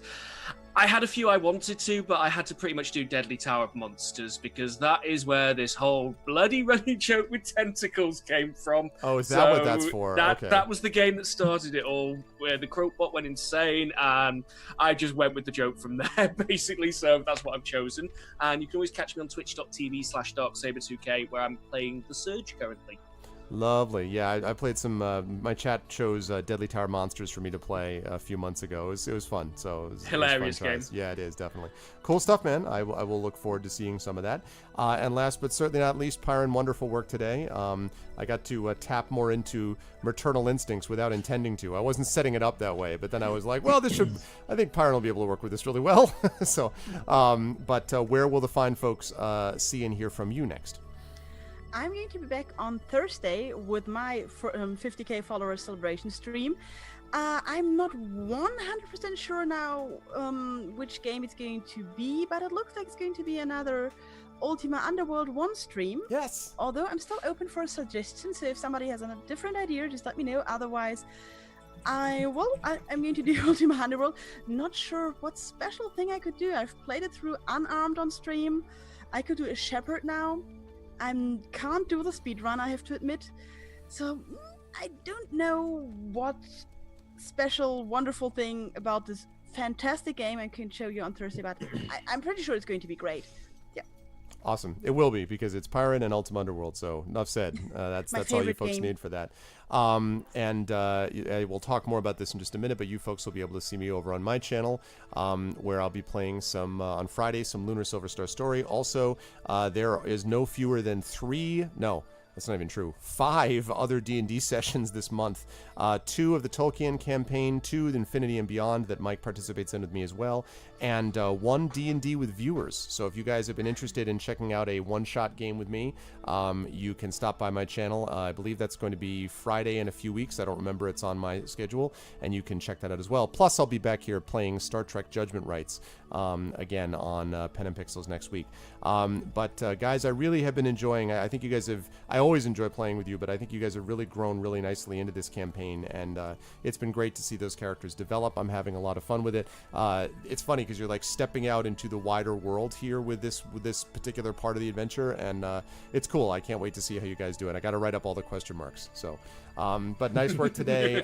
Well done, everybody. And I'm going to close up shop, but I'm going to let you guys go. So Thank you, guys. Chat, can we get some love for the players? And Pyron Saber, Mike, thanks so much, guys. I'll see you soon. Bye, everyone, and thanks. Love you, everyone. Bye. Guys. Alrighty. So, that is going to do it for them. Wait a minute. Never mind that. Hold on a second. God bless America. Where's my webcam? There. Haha! I did it. Success. You all thought that I wasn't going to do it and that I wasn't going to be a professional, but I managed to and do all those things. Thank you guys so much. This was a pleasure. I have always loved D&D. It's my favorite game, and it's because there's so many great stories and memories that come from it in my experience, and that's why I play a lot of it. So you will see more of it from me on my channel and elsewhere if that is of interest to you. So please make sure to stop by my channel and follow me there if you can. And as for this place, of course, this was our 50K celebration. It's one of the reasons that we did this, and I really enjoyed it. We'll be back with you guys next week for Star Trek Judgment Rights for episode 98 of Pen and Pixels. We are almost to episode 100. Wow. But episode 98 of Pen and Pixels, where we'll be doing Star Trek Judgment Rights. We'll be doing that for another couple of sessions, and then a series of Vaporum. If you've had a chance to see that, I believe it was 8-Bit, Memories in 8-Bit, who did the premiere of that. We're going to be doing Vaporum on here after I finish with Star Trek Judgment Rights, and that's going to be awesome. Plus, again, more D&D as well. So you got an outro. An outro! Oh my God, please, outro. Jesus, outro. X5 has got an outro. Where is the outro? Let me see this outro. Hold on, I got an outro. I've heard tell there's an outro, so I need to make sure I get to that outro pronto. Where is this outro? Is this outro here? Is the outro... Where did the outro go? X5, where is it? Where's the outro? Is it a place? Oh, there it is. Wait, he's writing it now. There we go. And so the light is forfeit. The adventures of this beloved group shall continue once again within the future. Only Arvin Elrond can tell, but let us still into the evenings of this night pray for the victims deceased and wounded who suffered at the hands of evil previous Sunday in Las Vegas. We are one race, one planet. We must remain as one to prosper onwards and live long to fight the evil. And do not forget to support the good folks of GOG.com who stream voluntarily and entertain us on a regular basis. Until October 18th, all subscriptions are 50% off for all first-time subscribers. That is true. Stay tuned, because up next is Chrono Wolf traveling to Darth Sissuberg to check on the flourishing city with SimCity 2000. And that's right, he is going to be up next with SimCity 2000. Thank you so much, X5, for the outro. I feel honored that I got an intro and an outro. That's right, you should stick around for Chrono Wolf. He's going to be playing some SimCity 2000 next. And you guys should definitely do that, and definitely check us out. Hopefully we'll get some more D&D for you on this channel within the next few weeks. But in the meantime, of course, plenty of D&D on my channel and other stuff as well. So hopefully you'll follow me there, and follow all of us here on GOG, plus of course GOG itself, where you can get a lot of great streamers here as well. That's going to do it for me. Much love to all of you. Thank you all so much, and thanks to the wonderful players Pyron, Saber, and Mike Screaming Joypad for a great job today, and I will catch all of you wonderful people very, very soon. Until then, everyone be good to each other. Have a good night.